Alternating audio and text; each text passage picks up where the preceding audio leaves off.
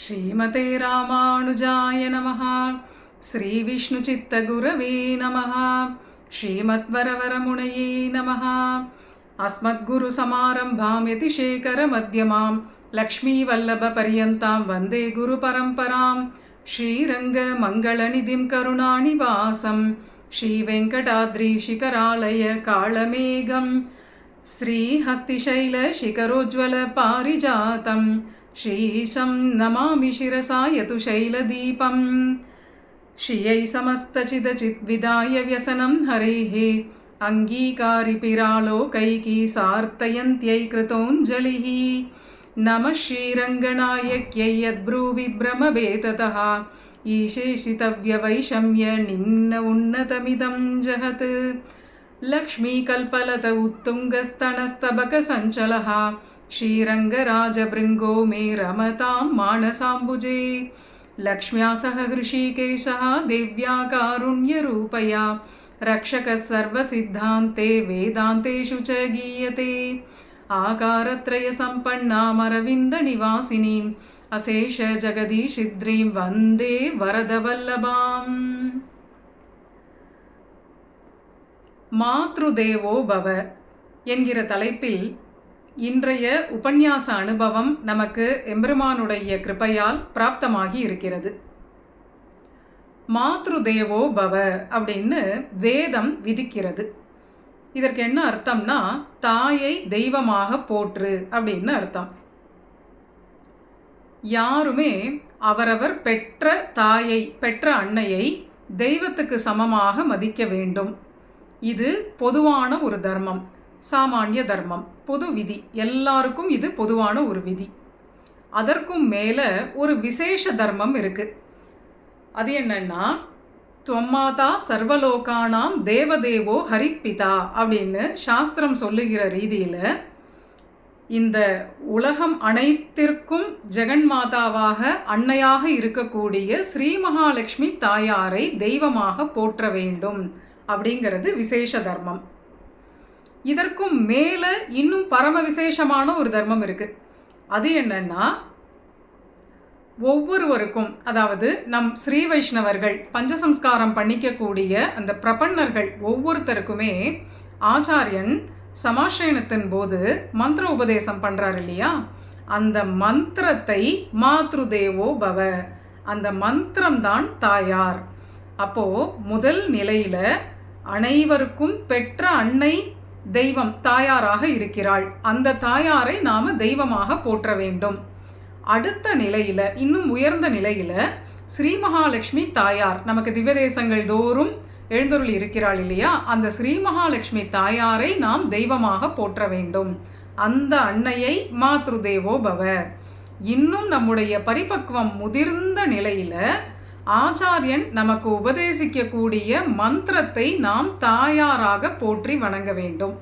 அப்போ மந்திரம்ங்கிறது பெற்ற தாயை காட்டிலும், மகாலட்சுமியான அந்த ஜெகன்மாதாவை காட்டிலும் இன்னும் நம்மிடத்துல பரம வாத்சல்யம் உடையது அப்படிங்கிறது நம் ஸ்ரீ வைஷ்ணவ பூர்வாச்சாரியர்களுடைய திருவுள்ளம். இதுதான் மாத்ருதேவோ பவ அப்படிங்கிறது. ஆரம்ப நிலையில் பெற்ற தாயை தெய்வமாக போற்றுவது, இன்னும் பக்குவம் உயர்ந்த நிலையில் ஸ்ரீ மகாலட்சுமி அன்னையை தெய்வமாக போற்றுவது, பக்குவம் முதிர்ந்து விட்ட நிலையில் ஆச்சாரியன் உபதேசிக்கக்கூடிய மந்திரத்தை தெய்வமாக போற்ற வேண்டியது. இது மாத்ருதேவோ பவ. வேதம் முதல்ல நமக்கு மாத்ருதேவோ பவ அப்படின்னு தான் விதிக்கிறது. ஏன் அப்படி விதிக்கணும்? முதல்ல பித்ருதேவோ பவன்னு விதிக்கலாம், இல்லை எடுத்த எடுப்பில் நமக்கு ஆச்சாரிய தேவோபவன்னே சொல்லிடலாம், இல்லை எம்பெருமானிடத்தில் ஈடுபடுன்னு விதிக்கலாம். இது எல்லாத்தையும் விட்டுட்டு ஏன் எடுத்த எடுப்பில் மாத்ரு தேவோபவன்னு நமக்கு வேதம் அறிவுறுத்த வேண்டும் அப்படின்னு இங்கே ஒரு கேள்வி வர்றது. யாருக்குமே அந்த பரம பிராப்தியம், அதாவது அல்டிமேட் கோல் அப்படின்னு சொல்கிறோம் இல்லையா, நாம் அடைய வேண்டிய பரம பிராப்தியம், அந்த அந்த உயர்ந்த லட்சியம் யாருக்குமே என்னன்னா எம்பெருமான் தான். சில பேருக்கு இகலோகத்திலேயே அந்த பிராப்தியத்தை அடையணுங்கிற துறை இருக்கும். ஆழ்வார்களை போன்ற அந்த மகனியர்களுக்கெல்லாம் இந்த லோகத்திலேயே பிராப்தியத்தை அடைஞ்சிடணும் அப்படிங்கிற பிராப்திய துறை இருக்கும். ஆனால் சாமானிய மனிதர்களுக்கெல்லாம் ஓரளவுக்கு நாம் சமாசயனம் பண்ணிண்டு இருக்கிறபடி இருந்தோம்னா தேகாவசானே முக்தின்னு கிடைச்சு பரகதியிலையானும் நமக்கு அந்த எம்பெருமான் அடையணுங்கிற ஆர்வம் இருக்கும். இப்போது எப்படி இருந்தாலும் இகத்திலையோ பரத்திலையோ நாம் அடைய வேண்டிய அந்த பிராப்பியம்ங்கிறது எம்பெருமான் தான். அந்த எம்பெருமான் யாரால நமக்கு கிடைக்கிறார் அப்படின்னா, நமக்கு நம்முடைய பூர்வாச்சாரியர்கள் சொன்னது ஈஸ்வர லாபம் பிராட்டியாலே. எம்பெருமான் கிடைக்கணும்னா அதற்கு பிராட்டியினுடைய அனுகிரகம் வேண்டும். அதனால் மாத்ருதேவோ பவ தான் நமக்கு இகத்திலையும் தேவை, பரத்திலையும் தேவை. ஏன்னா இகலோக சௌக்கியம்னாலும் நம்ம தாயார் சன்னதியில் தான் போய் நின்னாகணும். நமக்கு பரகதிக்கு நமக்கு பிராப்பியமாக இருக்கிற எம்பெருமான அடையணும்னாலும் நமக்கு மாத்ருதேவோ பவ தான் கதி, பிராட்டி தான் கதி. ஏன் அப்படி? நமக்கு தான் எம்பெருமானோட நவவித சம்பந்தம் இருக்குன்னு சாஸ்திரம் சொல்கிறது. எம்பெருமானுக்கும் நம்ம ஏற்றுக்கிற அந்த உரிமை இருக்குது, சுவாதந்திரியம் இருக்குது. அப்படிங்கிறச்சே நடுவில் ஒரு மீடியேட்டர் என்னத்துக்கு? நேராக போய் எம்பெருமான் சன்னதியில் நின்று அவர் இடத்துல சரணாகதி பண்ணலாமே அப்படின்னா அதில் ஒரு ரிஸ்க் இருக்குது. நாம் பகவத் சன்னதியில் போய் நிற்கும்போது அவர்கிட்ட 2 தர்மம் இருக்குது. ஒரு கையில் செங்கோல் வச்சுன்னு இருக்கார், செங்கோலுடைய திருவரங்க செல்வன். இன்னொரு கையால் அபயம் காட்டுறார். நமக்கு எந்த நீதி அப்போ செல்லுபடி ஆகும்னு தெரியல. நமக்கு அவர் அன்னைக்கு நாம் போய் ஆசிரியிக்கிற அன்னைக்கு செங்கோல் தர்மத்தை பார்ப்பாரா அபயம் கொடுப்பாராங்கிறது தெரியாது. செங்கோல்ங்கிறது ஜஸ்டிஸ், அபயங்கிறது கருணை, மெர்சி. நமக்கு அன்னைக்கு எது எடுபடும்னு தெரியாது.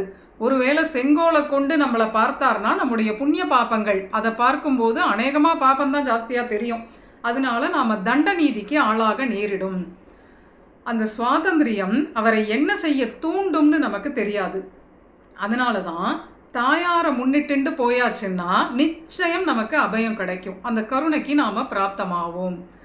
மேலும் நமக்கும் அனாதிகால பாபம் இருக்கிறதுனால நாமும் பகவத் சன்னதியில் போய் நின்று ஏதாவது தப்பு பண்ணிடலாம், ஏதாவது ஏடாகுடம் பண்ணிடலாம். ஆனால் பிராட்டியை முன்னிட்டு நாம் எம்பெருமான் இடத்துல போகும்போது நமக்கும் எந்த தோஷங்களும் நேராமல் இருக்கும். பகவானும் நம்மிடத்துல தண்ட நீதியை காட்டாமல் கருணையை காட்டுவார். செங்கோல் தர்மத்தை எடுக்காமல் நம்மிடத்துல கருணை, அபயம்ங்கிற அந்த தர்மத்தை காட்டுவார்.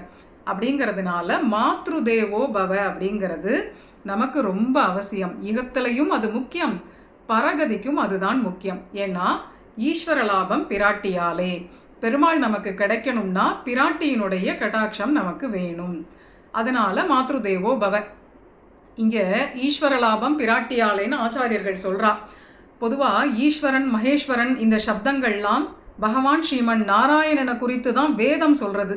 ஈஸ்வரன்னா இன்றைக்கி நாம் தேவதாந்திரத்துக்கு தான் பிரசித்தமாக அந்த நாமத்தை சொல்கிறோம். ஆனால் வேதமானது தைத்திரிய உபனிஷத் இது போன்ற வேத பாகங்கள்லாம் எம்பெருமான் ஸ்ரீமன் நாராயணனுக்கு தான் ஈஸ்வர மகேஸ்வரங்கிற பதங்களை எல்லாம் பயன்படுத்துறது. அதனால் பெருமாள் நமக்கு கிடைக்கணுமானால் பெருமாள் லாபம் பிராட்டியால் தான் கிடைக்கும். அப்போது மாத்ருதேவோ பவங்கிறது தான் முதல்ல நமக்கு தேவை. அதனால் வேதமானது முதலில் நமக்கு மாத்ருதேவோ பவ அப்படின்னு ஆணையிடுகிறது, ஆர்டர் பண்ணுறது. சரி, இப்படியெல்லாம் இருக்கிறச்சே நமக்கு ஒரு கேள்வி இங்கே வர்றது. நாம் ஏன் நவராத்திரி கொண்டாடுறோம்? பொதுவாக ஸ்ரீ வைஷ்ணவர்களுக்கு தனி தாயார் வழிபாடு அப்படிங்கிறது கிடையாது. அதனால தான் நம்ம வரலட்சுமி பூஜையெல்லாம் பண்ணுறதில்லை. தனியாக ஒரு லக்ஷ்மி பூஜை அப்படிங்கிறது ஸ்ரீ வைஷ்ணவர்களுக்கு கிடையாதே. அப்படி இருக்கிறச்சே நவராத்திரியில் ஒரு தனித்தாயார் வழிபாடுங்கிறது ஸ்ரீ வைஷ்ணவாளுக்கு சம்மதமா அப்படிங்கிற ஒரு கேள்வி வருது. இந்த கேள்வி அடியனுடைய தாத்தா காலத்திலேயே வந்திருக்கு. அடியனுடைய பாட்டனார் புத்தூர் வக்கீல் ஸ்ரீ எஸ் கிருஷ்ணசுவாமி ஐயங்கார் அவர்கள் அவரிடத்திலேயே இந்த கேள்வியை கேட்டிருக்கார்கள். அப்போது நவராத்திரி எதற்காக செய்கிறோம், கோவில்களில் நவராத்திரி வழிபாடு எதற்கு அப்படின்னு கேட்டிருக்கார்கள். அதற்கு புத்தூர் சுவாமி சாதித்த பதில் என்னன்னா, நவராத்திரிங்கிறது எம்பெருமான் பாரி வேட்டைக்கு அம்பு போடுறதுக்கு விஜயதசமி அன்னைக்கு புறப்பாடு பண்ணிக்கிறார் இல்லையா, அந்த உற்சவத்துக்கு அங்கமாக தான் நவராத்திரியை நாம் ஆலயங்களில் கொண்டாடுகிறோம் அப்படிங்கிறது புத்தூர் சுவாமி சாதித்த பதில். பெருமாள் விஜயதசமிக்கு அம்பு போடுறதுக்கு பாரி வேட்டைன்னு கிளம்புறார். எல்லா கோவில்கள்லையும் அது உண்டு, அந்த உற்சவம் உண்டு, புறப்பாடு பண்ணிக்கிறார். குதிரை வாகனத்தில் அநேகமாக கிளம்புவார். அந்த உற்சவத்துக்கு விஜய யாத்திரை, அந்த உற்சவத்துக்கு அங்கமாக தான் நாம் ஆலயங்களில் தாயாருக்கு நவராத்திரி வழிபாடுன்னு பண்ணுறோம். இது புத்தூர் சுவாமி சாதித்த பதில். அதனால் நமக்கு நவராத்திரியில் இந்த அனுபவம் அப்படிங்கிறதுமே எம்பெருமானுடைய ஒரு அனுபவத்துக்கு அங்கம்தான். பூர்வாங்கமாக நம்ம தாயாரை அனுபவிக்கிறோம், தாயார் அனுபவத்தை பெறுகிறோம். இன்னொரு விஷயம், ஆகமம் என்ன சொல்கிறதுன்னா, தாயாருக்கு 3 ஸ்தானங்கள் உண்டு. எம்பெருமானுடைய திருமார்பில் ஒரு ஸ்தானம், யோகலக்ஷ்மி அப்படின்னு அவளுக்கு பெயர், திருமார்பு நாச்சியாருக்கு. எல்லா கோவில்கள்லையும் அநேகமாக உற்சவருக்கு உபயநாச்சியார்னு பக்கத்தில் ஸ்ரீதேவி பூமிதேவி பிராட்டி மாதிரி இருப்பாள். அவளுக்கு போகலக்ஷ்மின்னு பெயர். அப்போது பக்கத்தில் ஒரு ஸ்தானம், திருமார்பில் ஒரு ஸ்தானம், பக்கத்தில் ஒரு ஸ்தானம், தனி கோவிலில் ஒரு ஸ்தானம். அந்த தாயாருக்கு வீரியலக்ஷ்மி அப்படின்னு பெயர். ஏன்னா தனிக்கோவில் நாச்சியார் சுதந்திரமாக உற்சவாதிகளை நடத்தி கொள்ளக்கூடியவள். அதனால அவளுக்கு வீரியலக்ஷ்மின்னு ஒரு பெயர். இதெல்லாம் ஆகமத்தில் சொல்லியிருக்கிற விஷயம். சில க்ஷேத்திரங்களில் போய் நாம் தாயாரை சேவிக்கும் போது அர்ச்சக சுவாமிகள் ஸ்வதந்திர லக்ஷ்மி அப்படின்னு சேவை பண்ணி வைப்பா. அப்பெல்லாம் அப்படியே நினச்சிக்கிறது உண்டு, லக்ஷ்மின்னாலே பாரதந்திரியம் தானே, இது என்ன ஸ்வதந்திர லக்ஷ்மிங்கிறாலே புரியலையே அப்படின்னு நினச்சின்றது உண்டு, ஆனால் கேட்டதில்லை. அப்புறம் ஆகமத்தில் இப்படி ஒரு விஷயம் தாயாருக்கு சொல்லியிருக்கு அப்படிங்கிறது தெரிஞ்சுட்டேன். இப்போது ஆகமம் என்ன சொல்கிறது, தனிக்கோவில் நாச்சியாருக்கு தனி உற்சவாதிகள் வழிபாடுகள் இதெல்லாம் பண்ணலாம் அப்படின்னு இருக்குது. அந்த தாயாருக்கு வீரியலக்ஷ்மிங்கிற பெயரை கொடுக்கறது, சுதந்திரமாக உற்சவங்களை நடத்திக்கிறான். இப்போ ஒவ்வொரு கோவில்களில் பங்குனி உத்திரம்னா பெருமாள் ஏலி சேர்த்தி உற்சவம் அப்படின்னு பெருமாளை அனுசரித்து தான் தாயாருடைய உற்சவம் இருக்குது அப்படின்னு இருக்கு இல்லையா. அப்படி இல்லாமல் நவராத்திரியில் பெருமாள் பாட்டுக்கு மூலஸ்தானத்தில் அவர் சன்னதியில் இருப்பார், ஆஸ்தானத்தில் இருப்பார். தாயார் தானாகவே சில வாகனங்கள், புறப்பாடுகள், லக்ஷார்ச்சனை, குங்குமார்ச்சனை அப்படின்னு உற்சவாதிகளை நன்னா நடத்திட்டு நமக்கெல்லாம் அனுகிரகம் பண்ணுறா இல்லையா. அதுதான் அதுபோல் தாயார் நடத்தி கொள்ளக்கூடிய உற்சவம் சுதந்திரமாக பண்ணிக்கிறதுனால இந்த தனிக்கோவில் நாச்சியாருக்கு வீரியலக்ஷ்மிங்கிற ஒரு திருநாமம் இருக்குது. பொதுவாக எல்லா தனிக்கோவில் நாச்சியாருக்கும் பொதுவான ஒரு திருநாமம் இது. அப்போது ஆகமமே திருமார்பில் ஒரு ஸ்தானம் தாயாருக்கு கொடுக்கிறது, பகவானுடைய திருமார்பில் பக்கத்தில் ஒரு ஸ்தானம் தர்றது, தனிக்கோவிலில் ஒரு ஸ்தானம் தந்திருக்கு. அதனால் தனிக்கோவில் நாச்சியாருக்கு லக்ஷ்மி பூஜை, லக்ஷ்மி வழிபாடெல்லாம் இப்படி பண்ணலாம்ங்கிறது ஆகம அனுமதி இருக்கக்கூடிய ஒரு விஷயம். எதுக்கு இவ்வளவுன்னா, இன்றைக்கி நிறைய கேள்விகள் வர்றது, நவராத்திரி வழிபாடு அப்படிங்கிறது சாக்த உபாசனையை போல இருக்கே, இது நம்ம ஸ்ரீ வைஷ்ணவர்களுக்கு உண்டா, கோவிலில் இது ஏன் நடக்கிறது, கிரகத்தில் இது ஏன் அப்படின்னு நிறைய கேள்விகள். கிரகத்தை பொறுத்த வரைக்கும் நம்முடைய ஆசை தான் காரணம்.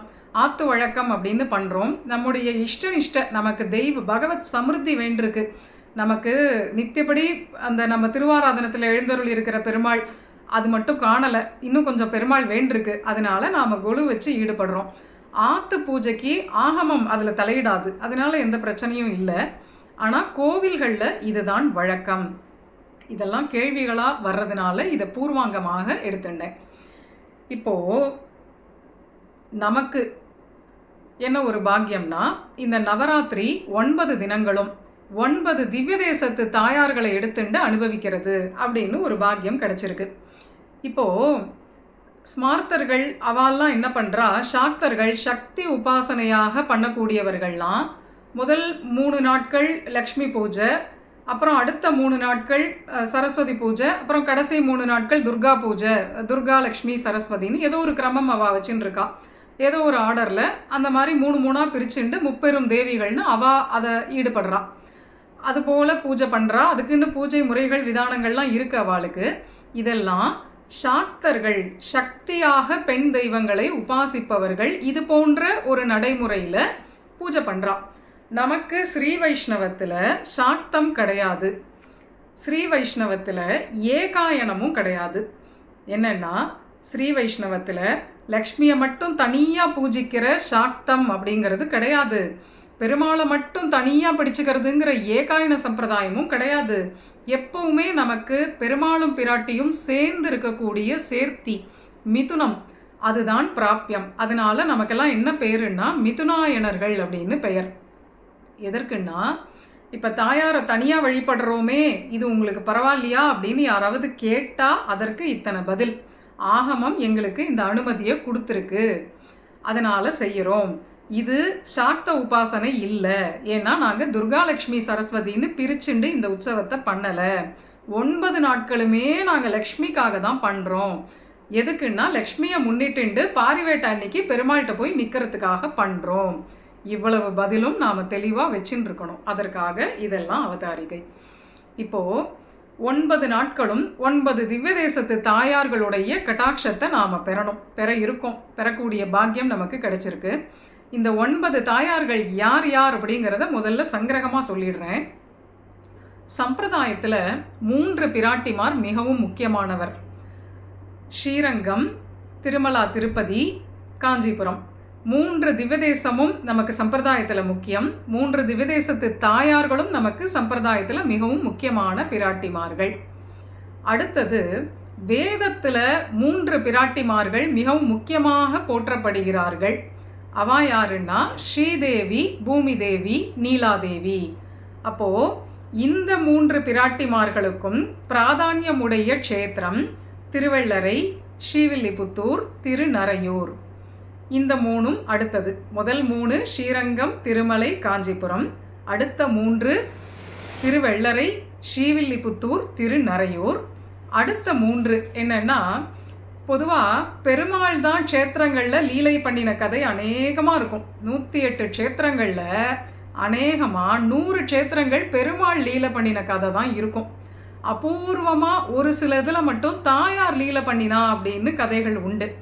அதுபோல் 3 க்ஷேத்திரங்களை எடுத்துண்டு தாயார் விளையாடின இடங்கள், அதுபோல் 3 க்ஷேத்திரங்களை எடுத்துண்டு அந்த தாயார்களுடைய அனுபவமும் நமக்கு கிடைக்கணும்.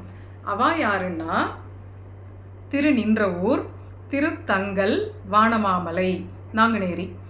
ஆக நாம் ஸ்ரீரங்கத்தில் ஆரம்பித்து வானமாமலை பரியந்தம் நம்முடைய இந்த யாத்திரையை தொடங்குவோம். இந்த யாத்திரையில் நமக்கு மகாலட்சுமிகள் அவ்வளவு பேர்களுடைய கட்டாட்சமும் கிடைக்கணும்னு எம்பெருமான வேண்டிப்போம். முதல்ல ஸ்ரீரங்கம். ஸ்ரீரங்கம் அதுதான் க்ஷேத்திரங்களுக்குள்ளேயே பிராதானியம் உடையது. பொதுவாக நம்ம வியாக்கியாதாக்கள், உரையாசிரியர்கள்லாம் என்ன சொல்லுவான்னா, ஸ்ரீரங்கம்ங்கிறது ஒரு அரண்மனை. ஸ்ரீரங்க ஹர்மியதளம், ஹர்மியதளம்னா அரண்மனை அப்படின்னு வருது இல்லையா நமக்கு ஸ்லோகம். ஸ்ரீரங்க ஹர்மியதல மங்கள தீபரேகா அப்படின்னு ரெங்கநாச்சியாருக்கு ஸ்துதி இருக்குது. ஸ்ரீரங்கம்ங்கிறது ஒரு அரண்மனை அப்படின்னா அந்த அரண்மனையை சுற்றி நிறைய தோட்டமெல்லாம் நட்டு, நிறைய செடி கொடி மரம் இதெல்லாம் நட்டு வச்சுருக்கோம். அப்படின்னா அதெல்லாம் எப்படியோ அதுதான் மற்ற திவ்ய தேசங்கள். ஸ்ரீரங்கம்ங்கிறது ஒரு அரண்மனை, ஒரு சபா மண்டபம் மாதிரி. அதை சுற்றி இருக்கிற தோட்டம் துறவு தான் மற்ற திவ்ய தேசங்கள்லாம் அப்படின்னு வியாக்கியாதாக்கள் இதெல்லாம் ரசமாக அனுபவிச்சிருக்கா. இதுலேருந்து என்ன தெரியறது, ஸ்ரீரங்கம் தான் க்ஷேத்திரங்களுக்குள்ளேயே தலைநகரம். 108 திவ்ய தேசத்துக்கும் ஒரு தலைநகரம் எது அப்படின்னா அது ஸ்ரீரங்கம் திவ்ய தேசம்தான். அங்கே எப்படி பெருமாளுக்கே பிராதானியமோ அதே போல் 108 திவ்ய தேசத்து தாயாருக்குள்ளேயும் பிரதானமான ஒரு தாயார் ரெங்கநாச்சியார். இப்போது 108 திவ்ய தேச பெருமாளுக்கும் ஒரு அக்ரகண்யர், ஒரு லீடர் யாருன்னா அது நம்பெருமாள் ரெங்கநாதன் தான். அதே போல் இந்த 108 திவ்ய தேசத்து தாயார்களுக்குள்ளேயும் தலைவியாக இருக்கக்கூடியவள் யாருன்னா அது நம்ம ரெங்கநாச்சியார் தான். அதனால் ரெங்கநாச்சியார்கிட்டேருந்து தான் தொடங்கணும். அப்படின்னு போட்டு ஆரம்பிப்போம். பொதுவாக இவெல்லாம் மற்ற சம்பிரதாயத்துக்காரெல்லாம் அப்படின்னு போட்டு ஆரம்பிக்கிறான். அதை அவள் பிள்ளையார் சுழின்னு சொல்கிறா. அடியேன் நினச்சிக்கிறது, உத்ருதா விஷ்ணுனா லக்ஷ்மி உகாரேன உச்சியதே சதா, உகார வாச்சியை பிராட்டி. அதனால் நாம் போட்டால் லக்ஷ்மி அப்படிங்கிறதுலேருந்து ஆரம்பிக்கிறோம். ஊன்னா மகாலட்சுமி ரெங்கநாச்சியார். நாம் ஆரம்பிக்கிறதே ரெங்கநாச்சியார்ட்டேருந்து தான் எல்லாத்தையும் ஆரம்பிக்கிறோம். மற்றவாளுக்கு அது எந்த சுடியோ, நமக்கு அது ரெங்கநாச்சியார் போட்ட சுடி. அதனால் ரெங்கநாச்சியார்கிட்டேருந்து ஆரம்பிக்கிறோம். ஸ்ரீரங்கம் அப்படின்னாலே என்ன அர்த்தம்னா, ஸ்ரீன்னா பெரிய பிராட்டி மகாலட்சுமி, ரங்கம் அப்படின்னா ஒரு அரங்கம், ஸ்டேஜ் அப்படின்னு அர்த்தம். ஸ்ரீரங்கம்னா பெரிய பிராட்டியான மகாலட்சுமி தாயார் மகிழ்ந்து கூத்தாடும் இடம் அப்படின்னு அதற்கு அர்த்தம். மகாலட்சுமி தாயார் ரொம்ப சந்தோஷமாக நடமாடுறாளாம். அந்த க்ஷேத்திரத்தில் ரொம்ப சந்தோஷமாக கூத்தாடுகிறாள். அந்த ஊரில் இருக்கிறதே அவளுக்கு ரொம்ப பிடிச்சிருக்கு. அப்படி ஒரு இடம் ஸ்ரீரங்கம். அதற்காக தான் அர்த்தம்.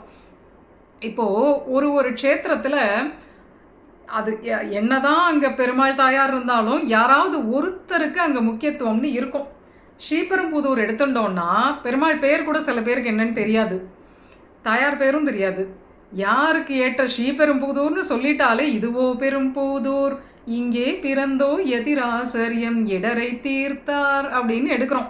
ஸ்ரீபெரும்புதூர்னாலே உடையவருடைய அவதார ஸ்தலம் அப்படின்னு தான் ஞாபகத்துக்கு வரும். திருமழிசை அப்படின்ற க்ஷேத்திரம் இருக்குது. திருமழிசை ஆழ்வார் பெயர்லேயே இருக்குது, திருமழிசை ஆழ்வார் அவதார ஸ்தலம். அங்கே பெருமாள் தாயார் பேர் கூட என்னன்னு நமக்கு தெரியாது. கொஞ்சம் யோசிக்கணும், யோசித்து சொல்லணும். கொஞ்சம் பழக்கம் அப்படி போயிட்டு வந்துட்டு இருந்தால் தான் நினைவு வரும், சட்டுன்னு நினைவு வராது. அதுபோல் ஸ்ரீபெரும்புதூர் ஆச்சாரியனுக்கு ஏற்றமுடைய ஸ்தலமாக இருக்குது. திருமழிசைன்னு எடுத்துட்டா ஆழ்வார் அவதரிக்கிறதுக்கு முன்னையே அங்கே கோவில் இருந்திருக்கு, பெருமாள் ஆவிர்பவிச்சிருக்கார், தாயார் இருந்திருக்கா. ஆனால் அதெல்லாம் யார் கண்டா? திருமழிசை ஆழ்வாரை தான் ஞாபகத்துக்கு வருது டக்குன்னு திருமழிசைன்னு சொன்னான். அப்போது ஆழ்வாருக்கு ஏற்றமுடைய ஒரு ஸ்தலமாக இருக்குது.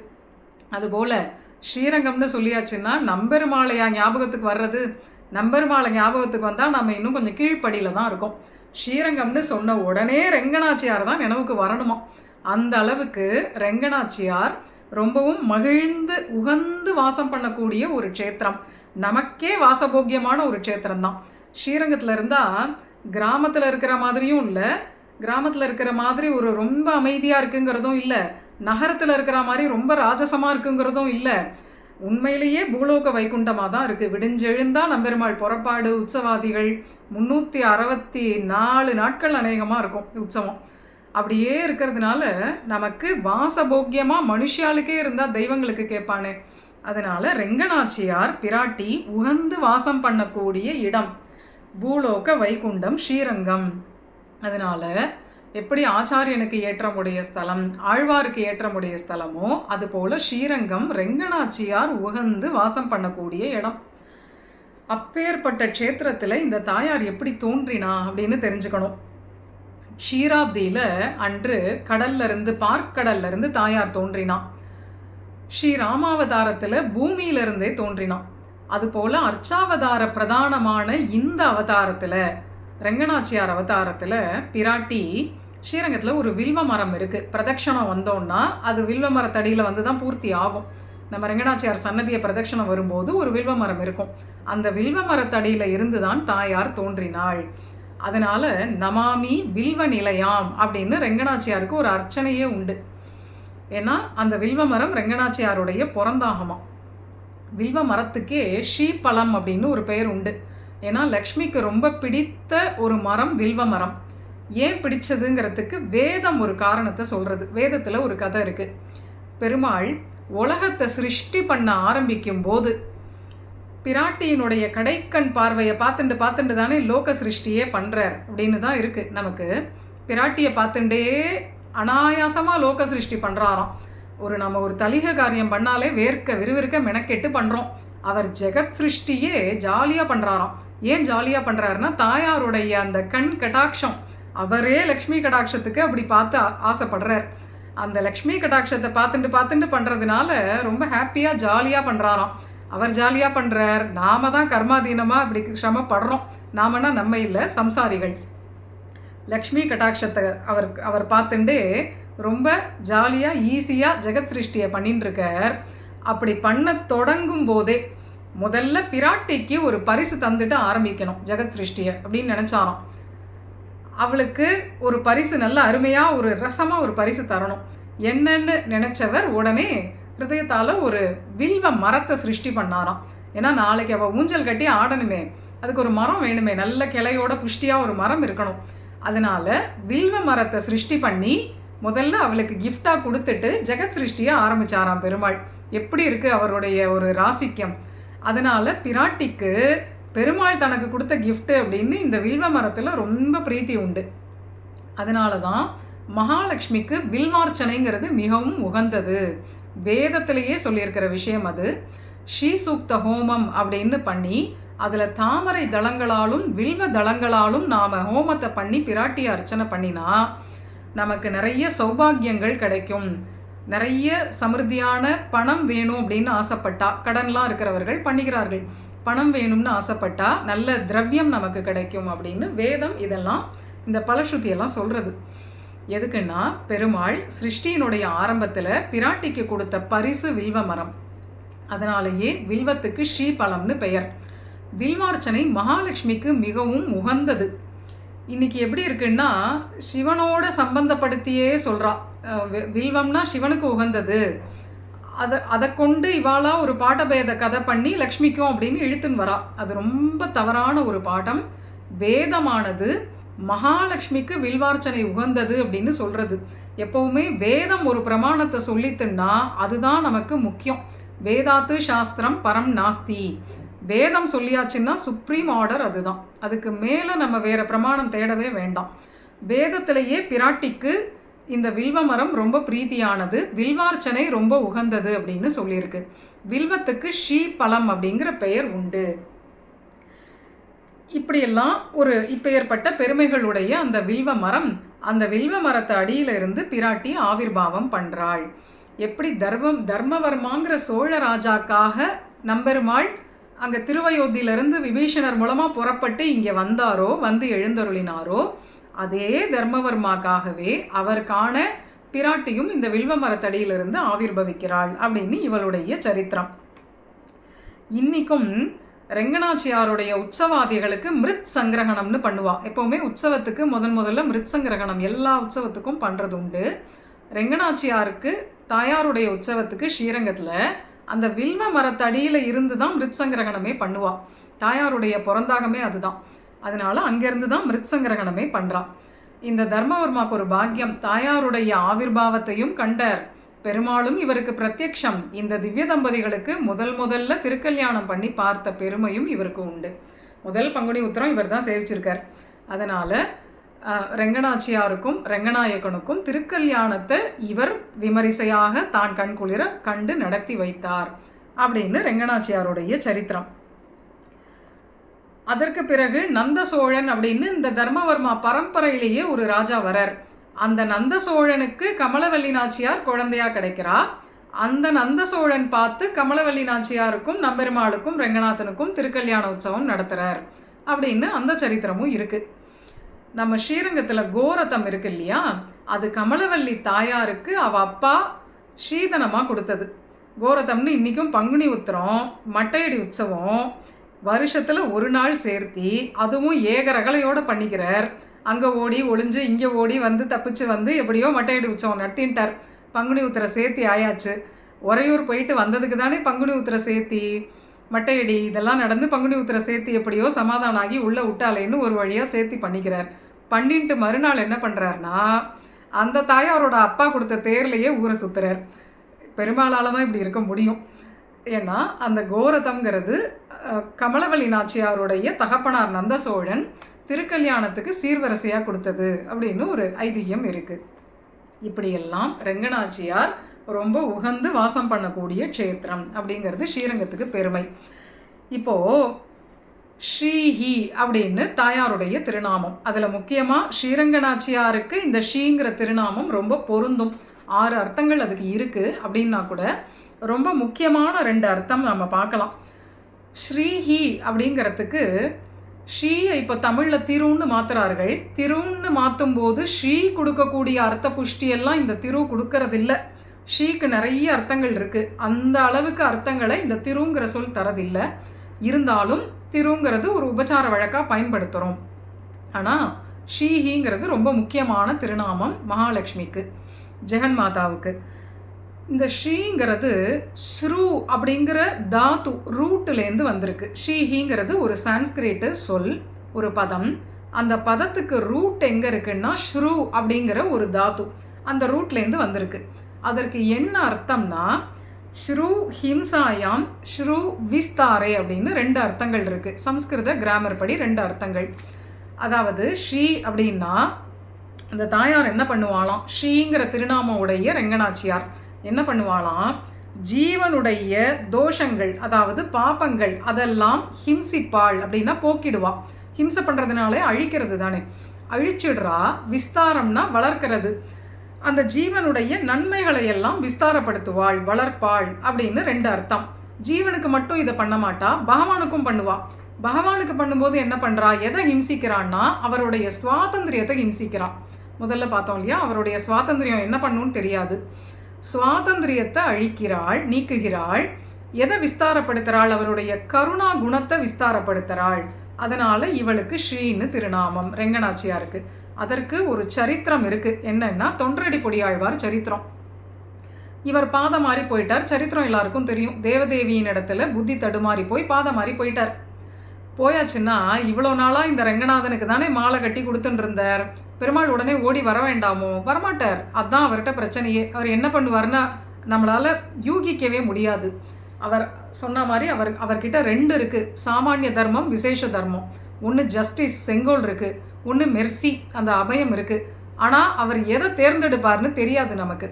அதனால் ஆழ்வாரே ஆனாலும் பாதம் மாறி போன விட்டு பிரம்மமேன்னு உட்காண்டிருக்கார். எனக்கு என்ன வந்தது? என்கிட்ட வந்தால் அனுகிரகம் பண்ணுறேன், நீ ஒரு பாதையில் போனியா, போன போக்குக்கு போன்னு விடுறேன் அப்படின்னு இருக்கார். ஆனால் பிராட்டி தான், ரெங்கநாச்சியார் தான் ரெங்கநாதர் இடத்துல ஆக்ஞை பண்ணுறா.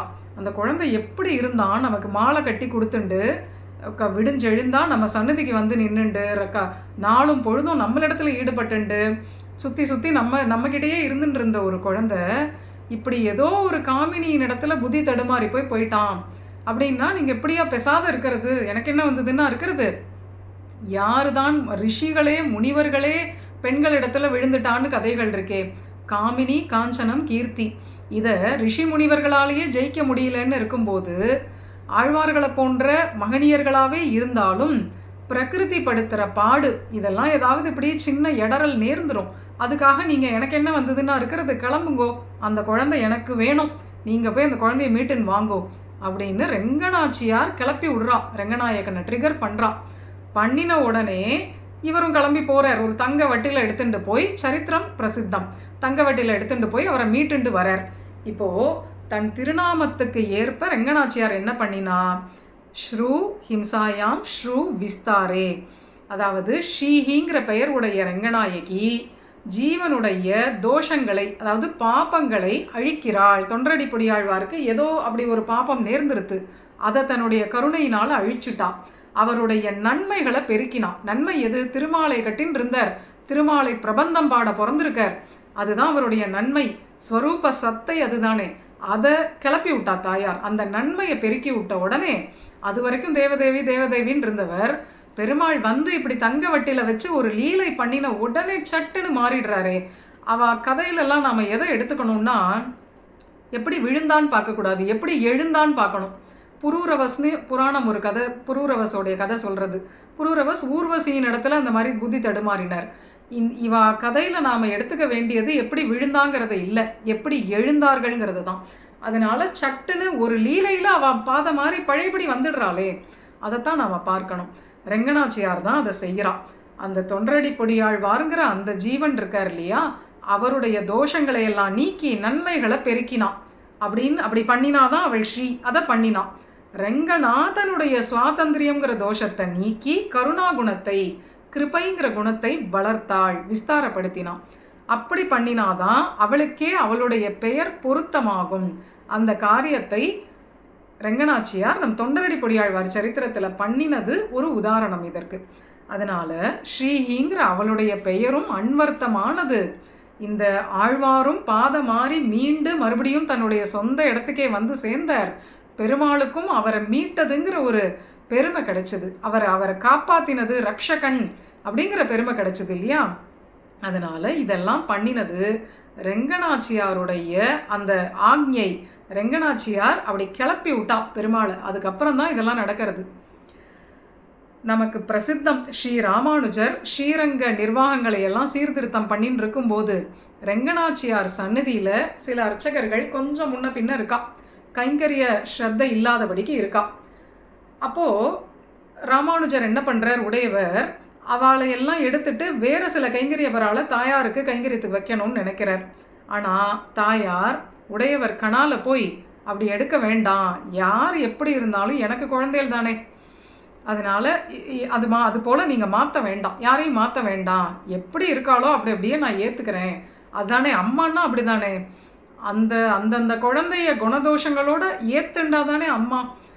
ரெங்கநாச்சியார் அப்படி இருக்காளாம். அதனால் யாராக இருந்தாலும் உலகத்தில் என் குழந்தைகள் தானே, தோஷமே இல்லாத ஒருத்தர்னா பகவான் மட்டும்தான். அப்போ எனக்கு பெருமாள் மட்டும்தான் என் சந்நிதியில் இருக்கணும், வேறு யாருமே இருக்க முடியாது.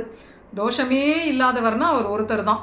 மற்றபடி எல்லா ஜீவன்கள்கிட்டையும் தோஷங்கிறது ஏதோ ஒரு பர்சன்டேஜ் ஏற இறங்க இருக்க தான் இருக்கும். நீங்கள் இப்போ இங்கே இருக்கிற ஒரு 10 பேரை நீக்கிட்டு வேறு 10 பேரை வச்சா அவள்லாம் அப்படியே பூர்ணர்களாக இருந்துருவாளா? தெரியாது. அவள்கிட்ட ஏதாவது இருக்கலாம். அதனால் ஏன் வம்பு? யார் எப்படி இருக்காளோ, என்கிட்ட கைங்கரியம் பண்ணிட்டு இருக்காளோ இருக்கட்டுமே, நான் ஏற்றுக்கிறேனே. நான் அதை தோஷமாக பார்த்தாதானே. கன்றின் உடம்பின் வழுவொன்றோ காதலிப்பது அன்றதனை ஈன்றுகந்த அப்படிங்கிறார் அருளாள பெருமாள் எம்பெருமானார். ஒரு மாடு கூட தான் கண்ணுக்குட்டி தோஷத்தை நக்கி நக்கி சாப்பிட்றது, உகந்து அதை சாப்பிட்றதே ஜெகன்மாதாவாக இருந்துட்டு நான் இப்படி தோஷத்தை பார்த்தேன்னா என் ஸ்வரூபத்துக்கு அது தகுமா? அதனால் நீங்கள் யாரையும் மாற்ற வேண்டாம், அவரவர் எனக்கு இருக்கிறபடி இருக்கட்டும், இதெல்லாம் உங்கள் பெருமாள் சன்னதியோடு வச்சுக்கோங்க அப்படின்னு கனால சொல்லிட்டாலாம் தாயார். இது தாயாருடைய ஒரு அந்த தோஷமே பாராத ஒரு கல்யாண குணம் இருக்கு இல்லையா, அது அஜ்ஞாத நிகிரகா அப்படிங்கிற அந்த கல்யாண குணம். அதற்கு ஒரு எடுத்துக்காட்டு ஸ்ரீ பராசர பட்டர் அவரை குழந்தையாக ஸ்வீகரிச்சுக்கிறா. இப்போ நம்மெல்லாம் ஜெகன்மாதாங்கிறோம், தாயாருங்கிறோம், எல்லாம் சரி. ஆனால் நாம் தொட்டில் ஆடினது நம்மாத்துல தான். ஆனால் இந்த பட்டரை பார்த்த உடனே ஜெகன்மாதாக்கு தனியாக ஒரு ஸ்பெஷலாக குழந்தைங்கிற புத்திரபாசம் அந்த அந்த பிள்ளையின் இடத்துல வந்து நான் தொட்டில் கட்டி ஆட்டணும் இந்த குழந்தைய அப்படின்னு எடுத்துட்டு இருக்கா இல்லையா, அது பராசர பட்டருடைய ஒரு பெருமை, அவருக்கு கிடைச்ச ஒரு பாக்கியம். பராசர பட்டருக்கு தான் தன்னுடைய ரொம்ப ரகசியமான சில அந்தரங்க விஷயங்களை எல்லாம் தாயார் காமிச்சிருக்கா. அவரும் என்ன பண்ணியிருக்கார், அதாவது பெருமாளோட தாம் பரிமாறின அந்த லீலைகள்லாம் இருக்கு இல்லையா, அந்தரங்க லீலைகள், அதெல்லாம் காட்டியிருக்கா. அவரும் லக்ஷ்மி கல்யாணம் அப்படின்னு ஒரு காவிய கிரந்தமாக அதை பண்ணியிருக்கார். தாயாருக்கு ஒரு சூக்ஷ்மம் என்னன்னா, பட்டருடைய ஒரு உயர்ந்த நிலைக்கு அவருக்கு இதெல்லாம் காமிச்சிட்டா, அவரும் ஒரு கிரந்தமாக பண்ணி வச்சுட்டார். ஆனால் உலகத்தில் இந்த கிரந்தத்தை தாயார் நடையாட விடலை, லுப்த கிரந்தமாக ஆக்கிட்டான். இன்றைக்கி நமக்கு இந்த கிரந்தம் கிடைக்கல. ஆனால் பட்டருடைய ஒரு பரிபக்குவத்துக்கு அவருக்கு தானும் பெருமாளும் பழகிற பழக்கங்களை எல்லாம் காமிச்சு கொடுத்துருக்கான். அப்போது பட்டரை எந்த ஒரு நிலையில் வச்சுட்டு இருந்திருக்கா தாயார், குசலவர்கள்ட்ட அவளோட அந்த குழந்தைகளோடு இருந்து செலவழிக்க முடியாத காலத்தை எல்லாம் ரெங்கநாச்சியார் ஸ்ரீ பராசர பட்டரோடு செலவழிச்சிருந்திருக்கா. அந்த அளவுக்கு இந்த பட்டரை அப்படி ஏற்றுன்னு இருந்திருக்கா. கூரேசர் ரெங்கநாச்சியார் விஷயமாக ஸ்ரீஸ்தவம் அப்படின்னு பண்ணினார். அதையே விஸ்தாரப்படுத்தி அவரது திருக்குமாரர் பராசர பட்டர் ஸ்ரீகுணரத்ன கோசம் அப்படின்னு ரெங்கநாச்சியார் விஷயமாக ஒரு ஸ்துதி கிரந்தமாக இதையெல்லாம் பண்ணுறார். இப்படி தாயாருடைய இந்த பெருமை, ரெங்கநாச்சியாருடைய பெருமையானது எப்படி பிரகாசமாக இருக்குது. இதில் ரொம்ப முக்கியம், ராமாவதாரத்தில் ராமர் மட்டும்தான் தன்னுடைய குழந்தைகளான குசலவர்கள்கிட்டேருந்து வால்மீகி ராமாயணத்தை கேட்டார். அவர் ஒத்தராக தான் கேட்டார், அப்போ பிராட்டி கூட இல்லை. ஆனால் கம்பராமாயணத்துக்கு என்ன ஒரு பெருமைன்னா, ரெங்கநாச்சியார் கம்பராமாயணத்தை திருச்செவி சாற்றினான். அது கம்பராமாயணத்துக்கு ஒரு தனித்த பெருமை. தமிழுக்கே உண்டான ஒரு குழைவு நீர்மை தாயாருக்கும் அதே தான், அதே குழைவும் நீர்மையும் தாயாருக்கும் உண்டு. கம்பராமாயணத்துக்கும் ரெண்டும் பொருந்திருது. தமிழில் ஏற்பட்ட கம்பராமாயணம், அந்த கம்பராமாயணத்தை பிராட்டி திருச்செவி சாற்றினாள் அப்படிங்கிற ஒரு பெருமை பெற்ற ஒரு கிரந்தம். அதனால் தாயார் சன்னதி எதிரையே அந்த கம்பர் ராமாயணம் அரங்கேற்றின மண்டபங்கிறதும் இன்றைக்கும் நமக்கு இருக்குது. இதெல்லாம் ரெங்கநாச்சியாருடைய வைபவங்கிறது ஒரு மகா சமுத்திரம். அதுலேருந்து ஒரு புரோக்ஷனை பண்ணிக்கிறதுக்கு ஒரு துளி. இதெல்லாம் நமக்கு நவராத்திரியில் ஒரு ஸ்மரணம், தாயாருடைய கட்டாட்சம் வேணும், அதற்காக ஒரு சிறு துளி அனுபவம் ரெங்கநாச்சியாரை பற்றி. அடுத்ததாக திருமலை திருப்பதி. பத்மாவதி தாயார் திருமலை திருப்பதியில் ஒரு தாமரை பூவில் ஆவிர்வாவம் பண்ணுறாள். அந்த திருச்சானூரில் பத்ம சரோவரம் அப்படிங்கிற அந்த பொய்கை இருக்குது, புஷ்கரணி, அதில் ஒரு கமல மலரில் ஆவிர்வாவம் பண்ணுறாள். ஆகாசராஜன் தரணி தேவி அப்படிங்கிற தம்பதிக்கு குழந்தையாக பத்மாவதி பூமண்ணு மாதுன்னு இவளை தான் சொல்லணும், ஏன்னா பொருந்திய மார்பண்ணு அவர் வரப்போகிறாரே, அதனால பூமண்ணு மாதுவாக இவள் அவதாரம் பண்ணுறா. வகுள மாளிகைங்கிற தன்னுடைய அம்மாவையே அனுப்பி ஸ்ரீனிவாச பகவான் குரத்தியாக போய் சில லீலைகளை எல்லாம் பண்ணி திருக்கல்யாணத்தை பேசி முடித்து அந்த கல்யாணம் நன்னா விமரிசையாக இந்திரன் உள்ளிட்ட தேவர் குழாம் எல்லாம் வந்திருந்துன்னு நடக்கிறது. ஸ்ரீனிவாசன் பத்மாவதி திருக்கல்யாணம் அழகாக நடந்துருது. இந்த திருக்கல்யாணத்தில் என்ன ஒரு 2 பேர்களுடைய குறை நீங்கித்து. ராமாவதாரத்தில் வேதவதி அப்படின்னு ஒரு பெண் பிள்ளை, அவோ பெருமாளையே திருக்கல்யாணம் பண்ணிக்கணும்னு ஆசைப்பட்டான். இப்படியெல்லாம் ஒரு ஆசை வந்தாலே அவள் ஏதோ தாயாருடைய அம்சம் உள்ளவாளாக தான் இருக்கணும். இல்லாட்டா இப்படி ஒரு ஆசையே வராது. இதெல்லாம் ஐயோ அம்மா அவர் எங்கே நாம் எங்கே அப்படின்னு தான் தோணும். நமக்கு அந்த நீச்சனேன் நிறையொன்றுமில்லேன் சீலமில்லா சிறியேன் இதெல்லாம் தான் வரும். நமக்கு எப்போ இப்படி பெருமாளை பார்த்தா திருக்கல்யாணம் பண்ணிண்டா என்னங்கிற அளவுக்கு ஒரு துணிச்சல் வருதோ, வந்தாலே ஒன்று கண்ணனிடத்துல இந்த ஆசை வந்தால் அவள் ஏதோ கோபிகை அம்சமுடையவாளாக இருக்கணும், பெருமாளை பார்த்து இந்த ஆசை வந்தால் ஏதோ தாயார் அம்சமுடையவாளாக இருக்கணும். அதுபோல் இந்த வேதவதி அவள் ஏதோ ஒரு தாயாருடைய அம்சமாக பிறந்தவள். பகவான் விஷ்ணுவையே திருக்கல்யாணம் பண்ணிக்கணும்னு ஆசைப்பட்டான். மூலமூர்த்தியவே ராமர் அவதாரம் பண்ணியிருக்கார், கண்ணன் அவதாரம் பண்ணியிருக்கான். அப்போ ஆசைப்பட்டா பரவாயில்ல, ஏன்னா அப்போ ஒரு மனுஷ ரூபமாட்டம் அவரும் இருக்கார். அப்போ ஆசைப்பட்டா பரவாயில்ல. மூலமூர்த்தியாக வைகுண்டத்தில் இருக்கிற எம்பெருமான திருக்கல்யாணம் பண்ணிக்கணும்னு ஆசைப்பட்டிருக்கா வேதவதி. ஆனால் அந்த பிறவியில் அவளுக்கு அது பிராப்தமால. அவள் அம்சத்தோடு கூட மகாலட்சுமி தாயாரே பத்மாவதியாக வருகிறாள். அதனால் அந்த வேதவதியினுடைய மனக்குறை இந்த ஸ்ரீனிவாச அவதாரத்தில் நீங்கித்து. ராகவனை திருக்கல்யாணம் பண்ணிக்க முடியல, ஸ்ரீனிவாச ராகவனை திருக்கல்யாணம் பண்ணிண்டாள் வேதவதி. அடுத்தது கிருஷ்ணாவதாரத்தில் யசோதைக்கு ஒரு குறை இருந்தது. என்னென்னா, இங்கே நிறைய கோபிகைகளோட கண்ணன் குறவை கூத்து ஆடினதெல்லாம் நம்ம பார்த்தோம், கேட்டோம், ரசித்தோம். நப்பின்னை காணில் சிரிக்கும்னு நப்பின்னையும் நமக்கு மாட்டு பொண்ணாக கிடைச்சா. ஆனாலும் லக்ஷ்மின்னா லக்ஷ்மி தான், ருக்மிணி தான் லக்ஷ்மி. அந்த கிருஷ்ணாவதாரத்தில் லக்ஷ்மி கல்யாணத்தை பார்க்குற பாக்கியம் நமக்கு கிடைக்கல. அதுவும் அவள் கல்யாணம் எப்படி நடந்தது, இருக்கிற கல்யாணங்களுக்குள்ளேயே ஒரு ஆர்ப்பாட்டமான கல்யாணம் அதுதான். அவ கடிதம் எழுத ஒரே ராத்திரியில் போக முடியாத ஊருக்கு இவர் தேரை கிளப்பின்ட்டு போய் அவ்வளவு ஆசை. அதனால ஒரே ராத்திரியில் ஓவர் நைட்டில் ஓடி போய் அவளை கட்டி தூக்கின்னு வந்து தேரில் கடத்தின்னு வந்து வச்சுண்டு ஆற்றுல கொண்டு வந்து வச்சுண்டு உடனே 2 பக்கத்து பெற்றோர்களும் ஓடி வந்து அறக்க பறக்க நாளை வதுவை மனம்னு நிச்சயம் பண்ணி இப்படி எல்லா கூத்தும் அடித்த கல்யாணமா. அதில் ஏதோ ஒரு கல்யாண ஃபோட்டோ இருந்தது, அதை பார்த்தோங்கிறது கூட இல்லை. நமக்கு அந்த பாக்கியமே கிடைக்கல அப்படின்னு யசோதைக்கு ரொம்ப குறை. மாதருக்கு உயர்ந்த யசோதை, அவள் போய் குறைப்படலாமா? அதனால் பெருமாள் என்ன பண்ணினாராம், இன்னொரு அவதாரத்தில் உனக்கு அதை நான் சமன் பண்ணுறேன், அந்த குறையையும் நீக்கிறேன் அப்படின்னு குறையொன்றும் இல்லாத கோவிந்தன்னு வந்தார். வந்து இந்த குறையை நீக்கினாராம்.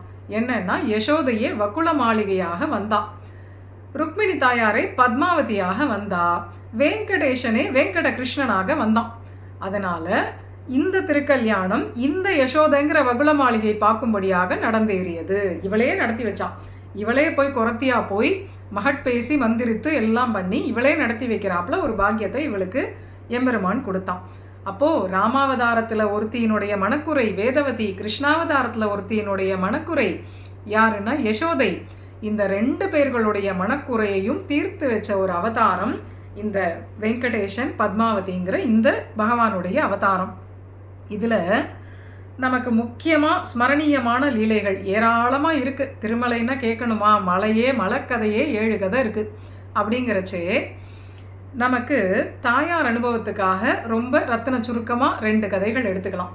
என்னென்னா, அனந்தாழ்வானோட விளையாடின கதை ரொம்ப முக்கியம். ஏன்னா நம்முடைய ராமானுஜருடைய முக்கியமான சிஷ்யர் அனந்தாழ்வான். அவர் மலையில் போய் இவருக்காக தான் மலையில் போய் சிந்து பூமகிழும் திருவேங்கடம்னு உடையவர் கண்ணீர் விட்டாரேன்னு இவருக்காக போய் அங்கே புஷ்ப கைங்கரியம் பண்ணிட்டு இருந்தார். ராமானுஜ புத்தேரின்னு ஒரு ஏரி கட்டினார். ராமானுஜ நந்தவனம்னு ஒரு தோட்டத்தையும் போட்டால் ராத்திரி திருவேங்கடமுடையானும் பத்மாவதியும் வந்து அங்கே விளையாடுறா. ராத்திரி காதலர்கள் மாதிரி அங்கே அந்த தோட்டத்திலெல்லாம் சஞ்சாரம் பண்ணி அங்கே இருக்கிற புஷ்பங்களை எல்லாம் பறித்து போட்டு கீழே போட்டு வாரி இறைச்சி புஷ்பாஸ்தரணம் மாதிரி கோலத்தை போட்டு பூவாலேயே சிந்து பூமகிழும் திருவேங்கடமாகவே ஆயிடுத்து. இப்போ மறுபடியும் எதுக்காக இவர் வந்தாரோ அது மறுபடியும் ஆயிடுத்து. அந்த பேக் டு ஃபார்ம் வந்துட்டார். சிந்து பூமகிழும் திருவேங்கடம்னு கண்ணீர் விட்டதுக்கு தான் வந்தார். உடையவர் கண்ணீர் விட்டாருன்னு வந்தார். தோட்டமெல்லாம் போட்டார், மாலை கட்ட ஆரம்பித்தா மறுபடியும் சிந்து பூமகிழும் திருவேங்கடம். ஏன்னா இந்த தம்பதிகள் அந்த தோட்டத்தில் போய் விளையாடுறா. அந்த தோட்டத்தில் பூவெல்லாம் பறித்து கீழே போட்டு ஒருத்தர் மேலே ஒருத்தர் போட்டு அர்ச்சனை பண்ணி ராப்பூரா இந்த வெத்தலை தாம்பூலம் இதெல்லாம் போட்டுண்டு அதெல்லாம் அங்கங்கே துப்பி வச்சு அந்த சுவடுகள்லாம் காத்தால பார்த்தா அனந்தாழ்வானுக்கு ஏற்கனவே கொஞ்சம் மிரட்டலான சுபாவம் உடையவர். இதெல்லாம் பார்த்தா ஆத்திரமாக வருது. நான் என்ன லவ்வர்ஸ் பார்க்கா கட்டி வச்சுருக்கேன், யாரோ காதலர்கள் வந்து இங்கே விளையாடுறா போல இருக்குது. இப்போல்லாம் கோயிலில் இது ஒரு தலையெழுத்தாக போச்சு.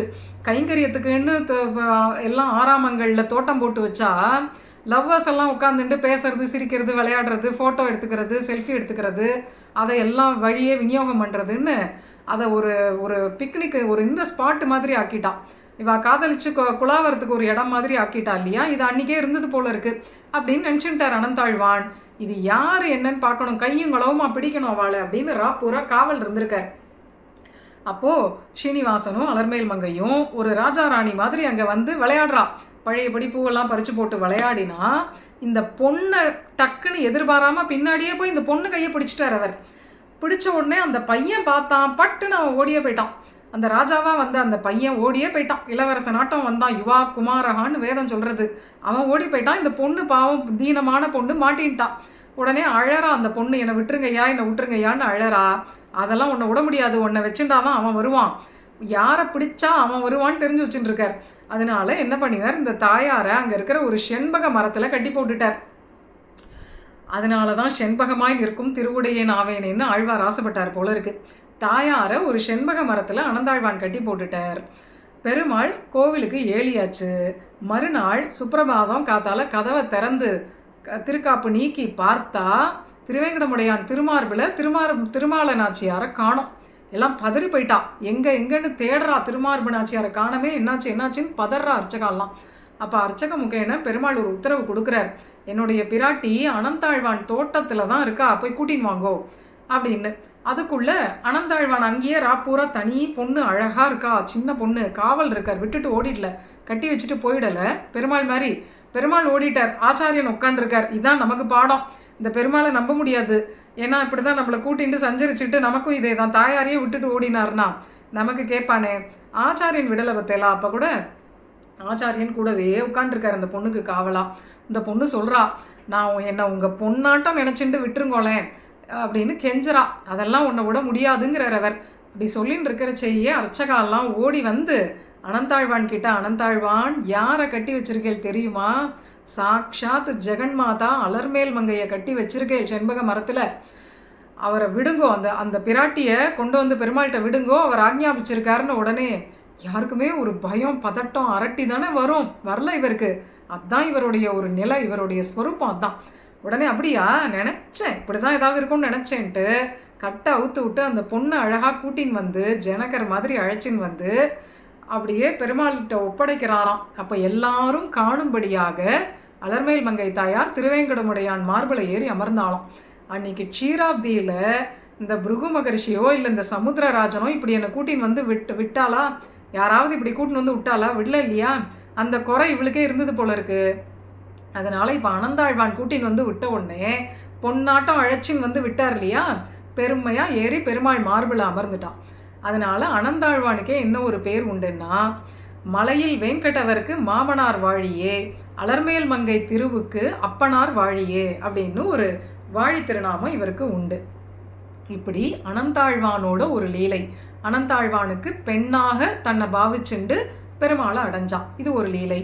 உடையவர் என்ன பண்ணுறார், அவருடைய காலத்தில் பெருமாளுக்கு சங்கு சக்கரங்கள் இல்லாமல் இருந்தது. அதனால் மற்ற மதஸ்தர்கள்லாம் திருவேங்கடமுடையான் எங்கள் சுவாமி தான் அப்படின்னு ஆளாளுக்கு சொல்கிறா. இவர் சிவன் தாங்கிறா, முருகன் தாங்கிறா, அம்பிகைங்கிறா, ஆளாளுக்கு சொல்ல எம்பெருமானார் ஒரு வேலை பண்ணினாரப்போ சங்கு சக்கரங்களை எல்லாருடைய ஆயுதங்களையும் வெளியில் வச்சு திருக்கதவை தாளிட்டு அவரே எதை எடுத்துக்கிறாரோ எடுத்துக்கட்டும் அப்படின்னு பண்ண பெருமாள் சங்கு சக்கரங்களை ஏந்திண்டு தான் மகாவிஷ்ணுன்னு உலகத்துக்கு காமிச்சார்னு லீலை. ஆனால் அத்தோட உடையவர் திருப்தி அடையலை. இது மட்டும் இவரை காட்டாது, லக்ஷ்மி வேணும், லக்ஷ்மி இருந்தால் தான் சரியாக வரும்னுட்டு ஒரு சுவர்ண மகாலட்சுமியை தானே பிரதிஷ்டை பண்ணி பெருமாள் திருமார்பில் அர்ப்பணிச்சாராம். எப்போ பொண்ணை கொடுத்துட்டாரோ இவர் ஒரு லக்ஷ்மியை கொடுக்குறார் இல்லையா, பொண்ணை கொடுத்துட்டாருன்னா இவரும் ஒரு மாமனார். அதனால் மலையில் அந்த பிராட்டிக்கு என்னெல்லாம் ஏக்கம் இருந்ததோ தெரியல, க்ஷீராப்தியில் கூட இந்த பாக்கியம் அமையலை. இங்கே போட்டி போட்டுட்டு எல்லாரும் பிராட்டியை பொண்ணா அபிமானிச்சுண்டு வந்து பெருமாளுக்கு அந்த தாயாரை கொடுக்குறான். அதனால் இந்த பத்மாவதி அலர்மேல் மங்கை தாயார் ராமானுஜருக்கும் பொண்ணாயிட்டா, அனந்தாழ்வானுக்கும் பொண்ணாயிட்டா. தோன்றும் போதே தரணி தேவி ஆகாசராஜனுக்கு பொண்ணாதான் தோன்றினான். இப்படி ஒரு பெரிய பாக்கியம் திருமலையில் இவாளுக்கெல்லாம் கிடச்சிது. அதனால் இங்கே தாயாருடைய லீலை இதெல்லாம். இதுக்கு மேலே ஒன்று இருக்குது. திருமலையில் திருவேங்கடமுடையான்ட்டையே தெலுங்கு கீர்த்தனைகளில் பாடினவர் அன்னமாச்சாரியா அப்படிங்கிறவர். சம்ஸ்கிருதத்துலேயும் இருக்குது அவருடைய கீர்த்தனைகள், தெலுங்குலேயும் இருக்குது. அவர் அன்னமாச்சாரியா நிறைய திருவேங்கடமுடையான் மேலே கீர்த்தனைகள் பாடினார். அவ்வளவுக்கும் அடிப்படை தாயாருடைய அனுகிரகம் அவருக்கு இருந்தது. சின்ன வயசுலேருந்தே பிராட்டி அனுகிரகத்துக்கு பாத்திரபூதராக அவர் இருந்தார். அதனால தான் அவரால் பெருமாள் மேலே அப்படி ஒரு வருஷமான பாட்டுகளை எல்லாம் பாட முடிஞ்சது.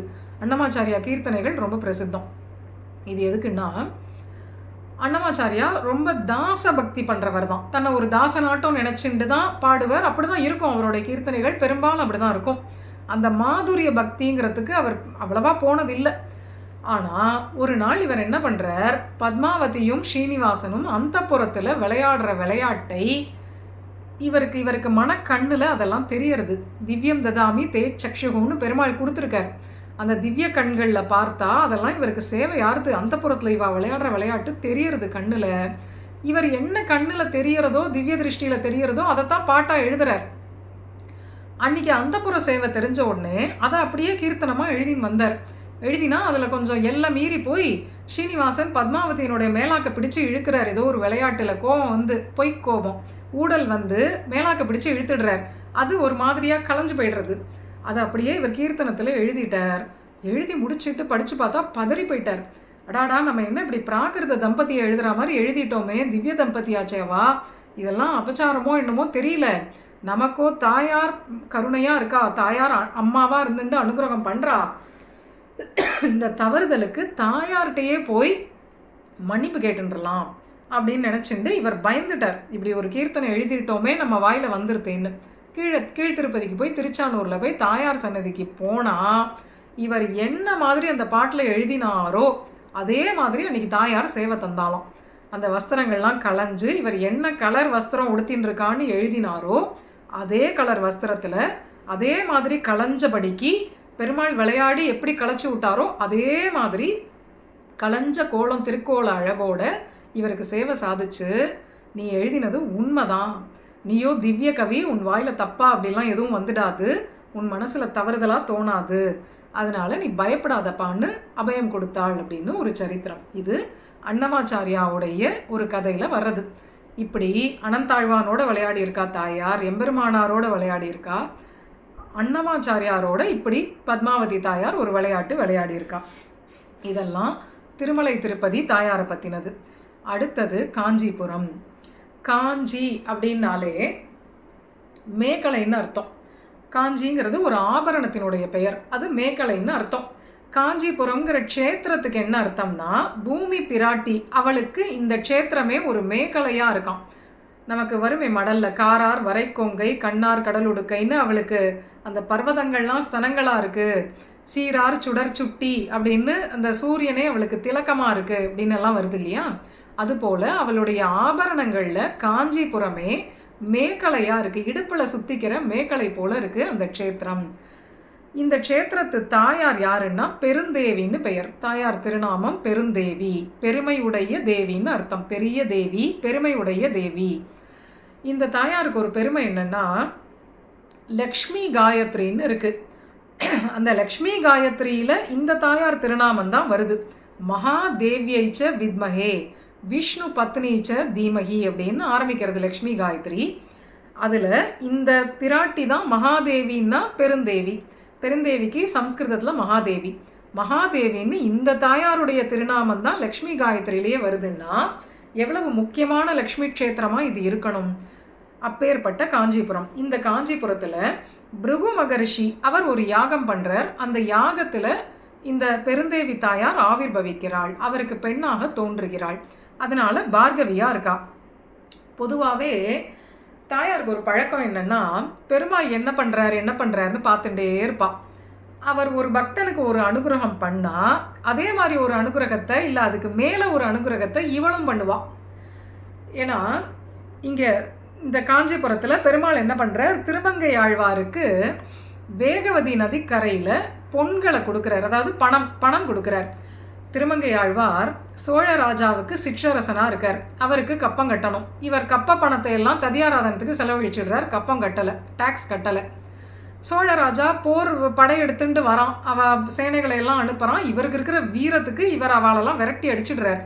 அப்புறம் நைச்சியமாக இவரை நைஸாக வரவழைச்சு இவரை வேணும்னே இவரை உள்ள ஒரு ரூமில் அடைச்சி வச்சு நீ பணம் கொடுத்தாதான் உன்னை விடுவேன், எனக்கு வேற ஒன்றும் உங்ககிட்ட விரோதம் இல்லை, வர வேண்டிய அந்த டேக்ஸு வரி பணம் வந்து சேரலை, பணம் கொடுத்தேன்னா உன்னை விட்டுடுறேன், நீயும் வீரனாக இருக்க, நீ உன் நாட்டை ஆட்சி பண்ணின்று அப்படின்னு இவர் சொல்கிறார் இந்த ராஜா, சோழ ராஜா.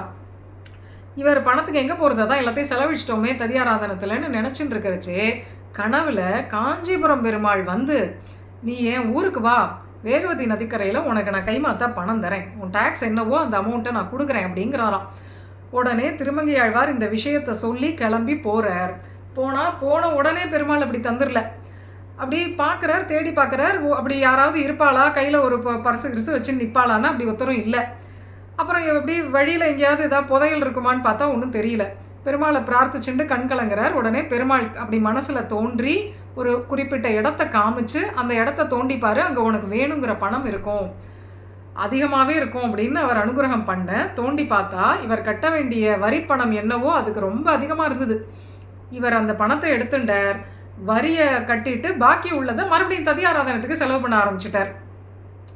எப்படி இருக்குது திருமங்கையாழ்வாரோட பெருமை. நாம் ஒரு சன்னதிக்கு போகிறோம், நமக்கு ஏதோ ஒரு பூவோ பழமோ கிடைச்சாலே ஆச்சரியமாக இருக்குது, இவருக்கோ கைமாத்தா பணமே கொடுக்குறார் பெருமாள். எப்படி இருக்குது இவருடைய பெருமை.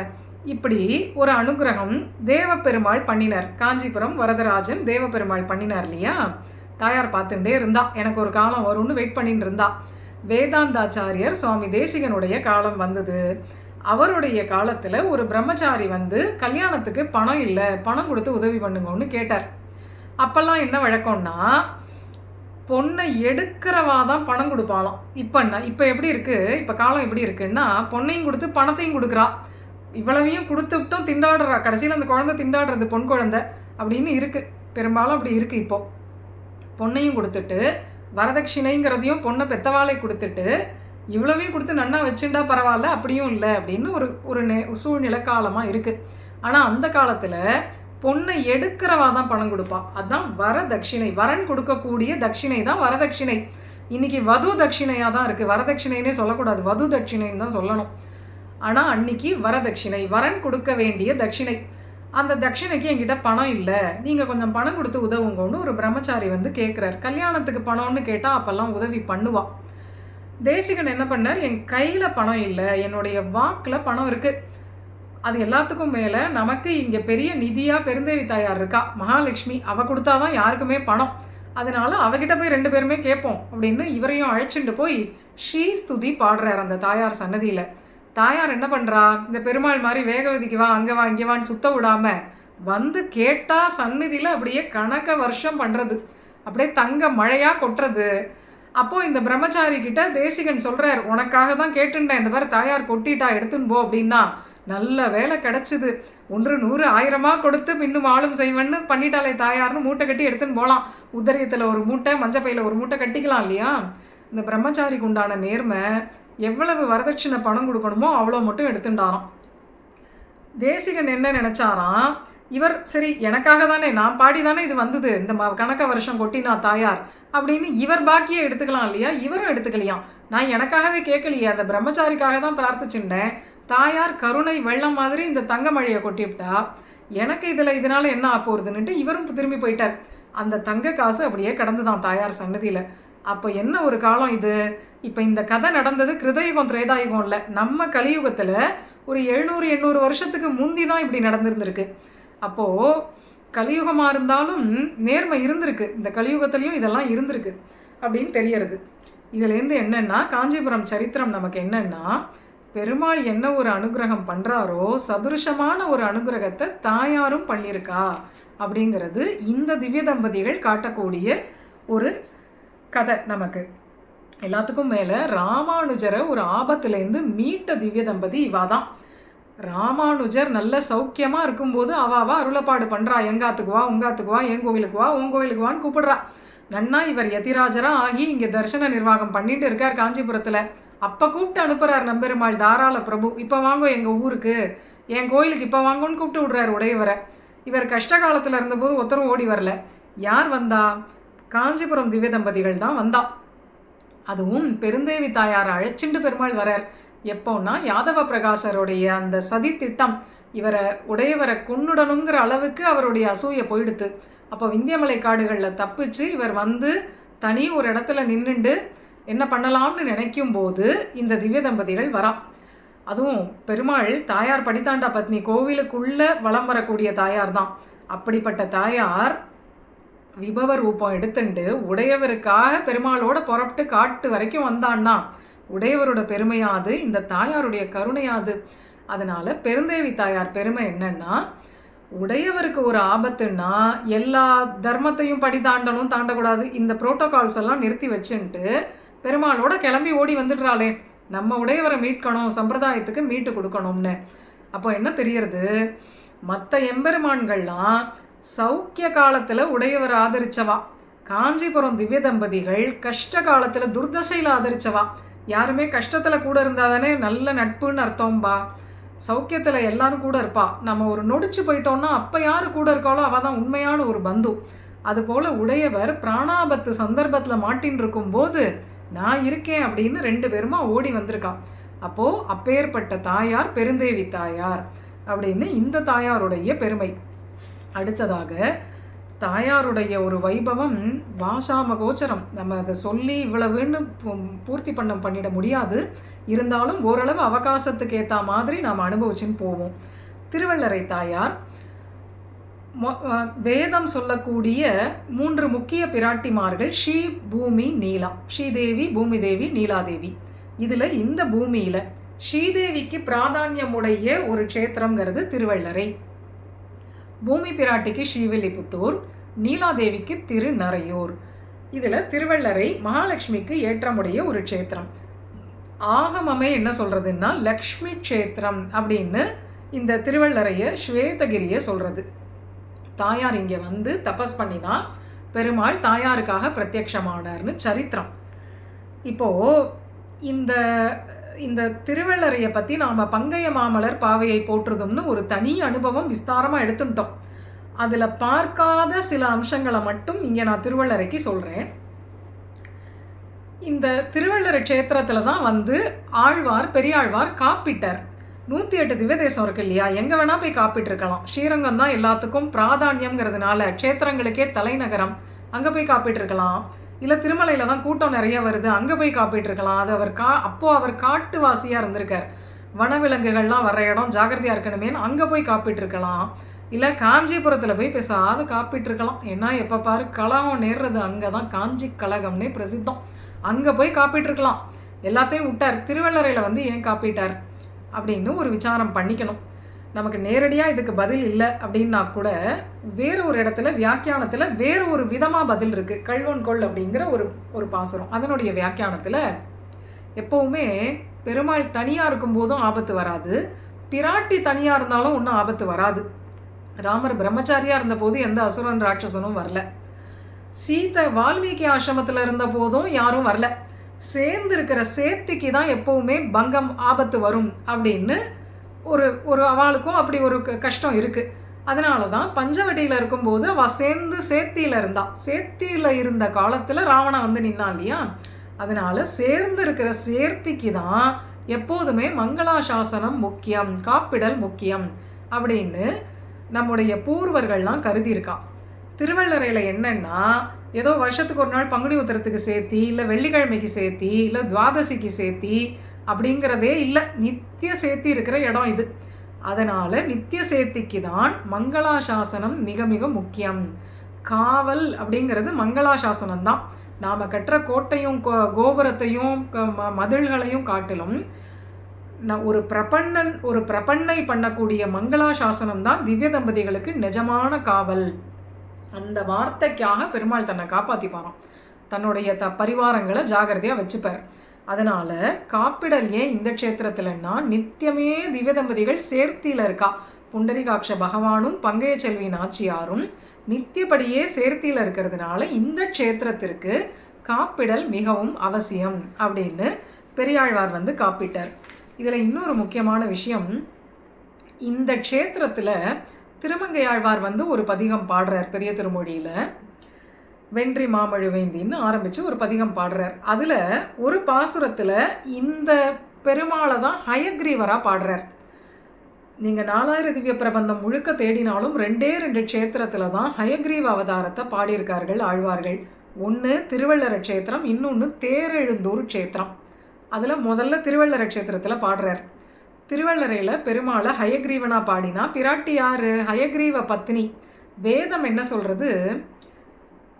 சரஸ்வதிங்கிற நாமத்தை வேதமானது லக்ஷ்மிக்கு தான் சொல்கிறது. ஹயக்ரீவ பத்னியாக ஒரு லக்ஷ்மி இருப்பா இல்லையா, ஹயக்ரீவர் மடியில் ஒரு தாயார் உட்காண்டிருப்பா.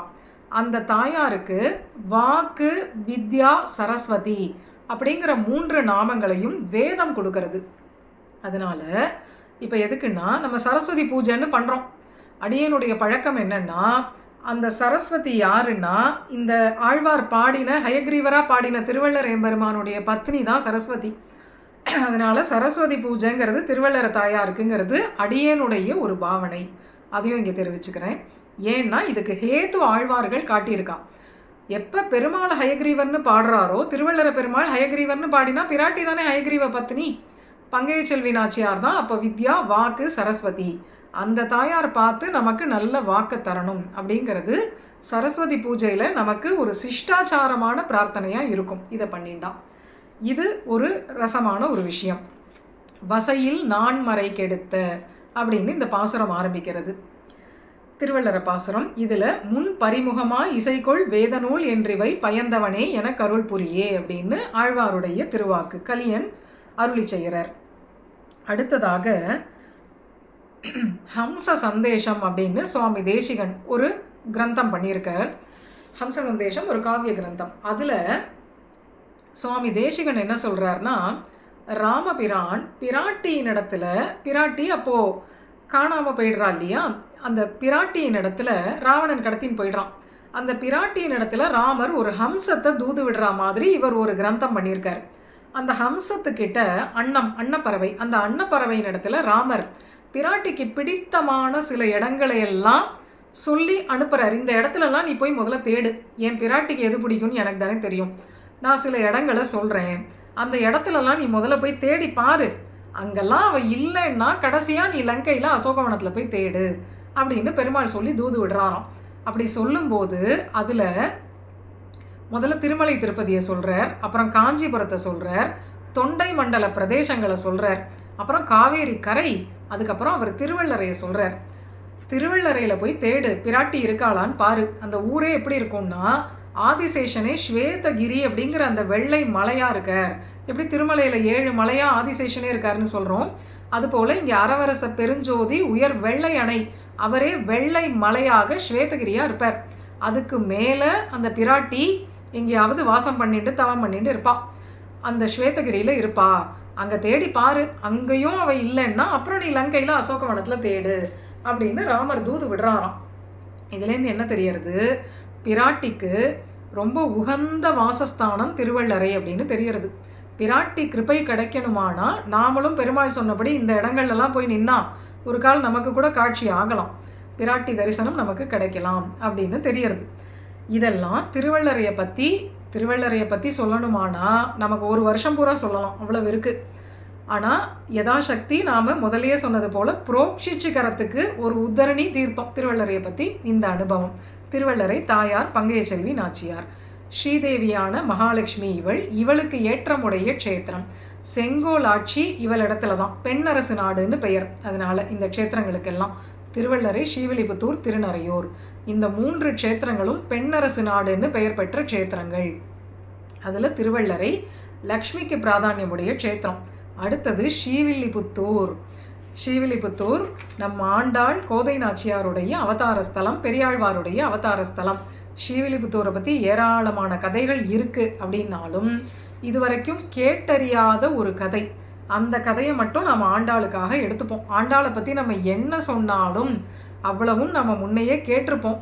உபன்யாசத்தில் பகவத் குணத்துக்கு மட்டும் புனருக்தி தோஷம் கிடையாதும்பா, கேட்டதையே திரும்பி சொன்னால் கூட தோஷம் கிடையாது அப்படின்னா கூட நம்ம ருச்சிக்காக இதுவரைக்கும் கேட்டறியாத ஒரு கதை ஆண்டாளை பற்றி எடுத்துப்போம். ஆண்டாள் அனுபவத்துக்காக ஸ்ரீ ஆண்டாள் ரெங்கமன்னார் சந்நிதி கொண்டு இருக்கா ஸ்ரீவில்லிபுத்தூரில். பிற்காலத்தில் ஆண்டாளுக்கு பூர்வசிக்க பிராமண வம்சத்தில் வில்லி அப்படின்னு ஒரு அர்ச்சக சுவாமி கைங்கரியம் பண்ணின்னு இருக்கார். அவர் ஆண்டாளுக்கு பார்த்து பார்த்து கைங்கரியம் பண்ணுவாராம். குழந்தைக்கு தலைவாரி விடுற மாதிரி தலைவாரி விடுவாராம், குழந்தைய நீராட்டுற மாதிரி நீராட்டி விடுவாராம், ஒரு அம்மான்னு நினச்சிண்டு நைவேத்தியங்கள்லாம் அம்சி பண்ணுவாராம். அந்த மாதிரி பார்த்து பார்த்து பார்த்து கைங்கரியம் பண்ணுவார் அவர். ஆண்டாள் கிட்ட ரொம்ப ஈடுபாடு பக்தி அவருக்கு உண்டு. அதே சமயம் இன்னொரு தவறான பழக்கமும் உண்டு. சில பெண்கள் கிட்டெல்லாம் தப்பான உறவு, தவறான ஒரு உறவை வச்சுட்டு அந்த மாதிரி இருந்திருக்கார். பெண்களிடத்தில் அவருக்கு ஒரு புத்தி தடுமாற்றம் இருந்திருக்கு. முன்ன தொண்டரடிப்பொடி ஆழ்வார் சரித்திரம் சொன்னது போல் பெண்களிடத்தில் தவறான பழக்க வழக்கம் இவருக்கு இருந்திருக்கு. அது என்ன ஆகிடுத்து, வியாதியில் கொண்டு போய் விட்டுருது. உடம்பெல்லாம் ஒரே வியாதி வந்துடுது, ஒரே அழுகி சொட்டுற மாதிரி இருக்குது. ஊரே இவரை கண்டா அப்படியே அருவருக்கிறது, இவர்கிட்டையே வரக்கூடாது அப்படின்னு எல்லாரும் ஒதுங்கி போகிறா. அப்படி இருக்கிறச்சே கோயிலுக்குள்ளே விடுவாளா, அதனால் இவரை கோயிலுக்குள்ளேயே விடக்கூடாது, ஊருக்குள்ளேயே விடக்கூடாது, ஊர்லேயே இவர் கலந்து பழகக்கூடாது. ஏன்னா இதெல்லாம் ஏதாவது தொத்து வியாதியாக இருந்ததுன்னா எல்லாரையும் பாதிச்சிடும். அதனால் இவர் ஊருக்குள்ளேயே வரக்கூடாதுன்னு இவரை ஊரை விட்டே விலக்கி வச்சுட்டான். ஊருக்கு வெளியில் ஒரு மண்டபம் இருக்குது, அங்கே நீங்கள் இருந்துக்கோங்கோ. அதுக்கு பக்கத்தில் அந்த திருமுக்குளம் அப்படிங்கிற ஒரு குளம் இருக்குது, அங்கே நீ குளிச்சுக்கோங்க. அந்த குளத்தை நாங்கள் யாரும் ஊரார் யாரும் பயன்படுத்த மாட்டோம். அங்கே குளிச்சுக்க வேண்டியது, அந்த மண்டபத்தில் தங்கிக்க வேண்டியது, அங்கேயே இருந்து உங்கள் காலத்தை கழிக்க வேண்டியது அப்படின்னு ஊர் இவரை தள்ளி வச்சிருது. இவன் அம்மா மட்டும் நித்தியப்படி போய் அவருக்கு சாப்பாடு கொடுத்துட்டு வரலாம் அப்படின்னு ஒரு ஏற்பாடு ஆயிடுது. ஏன்னா அவருடைய வியாதியை கண்டு எல்லாரும் ரொம்ப அருவருத்துட்டா. இது பரவிடக்கூடாது, தொத்து வியாதி பரவல் வியாதி ஆகிடக்கூடாது அப்படின்னு இவரை தள்ளி வச்சுட்டான். இவரும் நம்ம அழகாக ஆண்டாளுக்கு கைங்கரியம் பண்ணிட்டு இருந்தோம், ஏதோ புத்தி பேதலிச்சு போய் கண்ட பெண்கள்கிட்டையும் பழக்கம் வச்சுட்டு இப்படி வீணாக போயிடுது நம்ம வாழ்க்கை அப்படின்னு நொந்துண்டு அந்த மண்டபத்தில் உட்காந்து பொழுதை கழிக்கிறார். ஆண்டாளுக்கு கைங்கரியம் பண்ணி இப்போ கைங்கரியம் இல்லாமல் இருக்கிறது வேற, அவரை சிரமப்படுத்துறது. அதை விட இந்த உடம்பு வியாதி ரொம்ப வாட்டுறது அவரை. கண்ணாவினான்னு அந்த வியாதி வந்து உடம்பு ரொம்ப நலியறது. இருந்தாலும் தலையெழுத்து இப்படி ஆயிடுத்தேன்னு நொந்துன்னு இருக்கார். அவன் அம்மா மட்டும் காத்தாலையும் சாயந்தரமும் 2 வேளையும் வந்து, பாவம் குழந்தை பையனாச்சே, அவளுக்கு பெத்த அம்மாவுக்கு குழந்தை தானே, அவள் ஒதுக்கி வைக்க முடியாதே, அதனால அவள் வந்து சாப்பாட்டை கொடுத்துட்டு போயின்னு இருக்கா. வயசான அம்மா அவளும். ஒரு நாள் நல்ல மழை பொழியிறது, அந்த அம்மாவால் வர முடியல. அப்போது ஒரு அம்மா கிளம்பினான். அந்த அம்மா என்ன பண்ணா, வந்து இந்த பையன் இந்த உட்காண்டிருக்கார இந்த வில்லிங்கிற அர்ச்சகர் இவர்கிட்ட வந்தான். என்னம்மா கொட்டுற மழை, இவ்வளோ மழையில் எப்படி நீ வந்த அப்படின்னு கேட்குறான். அந்த வில்லி கேட்குறார்.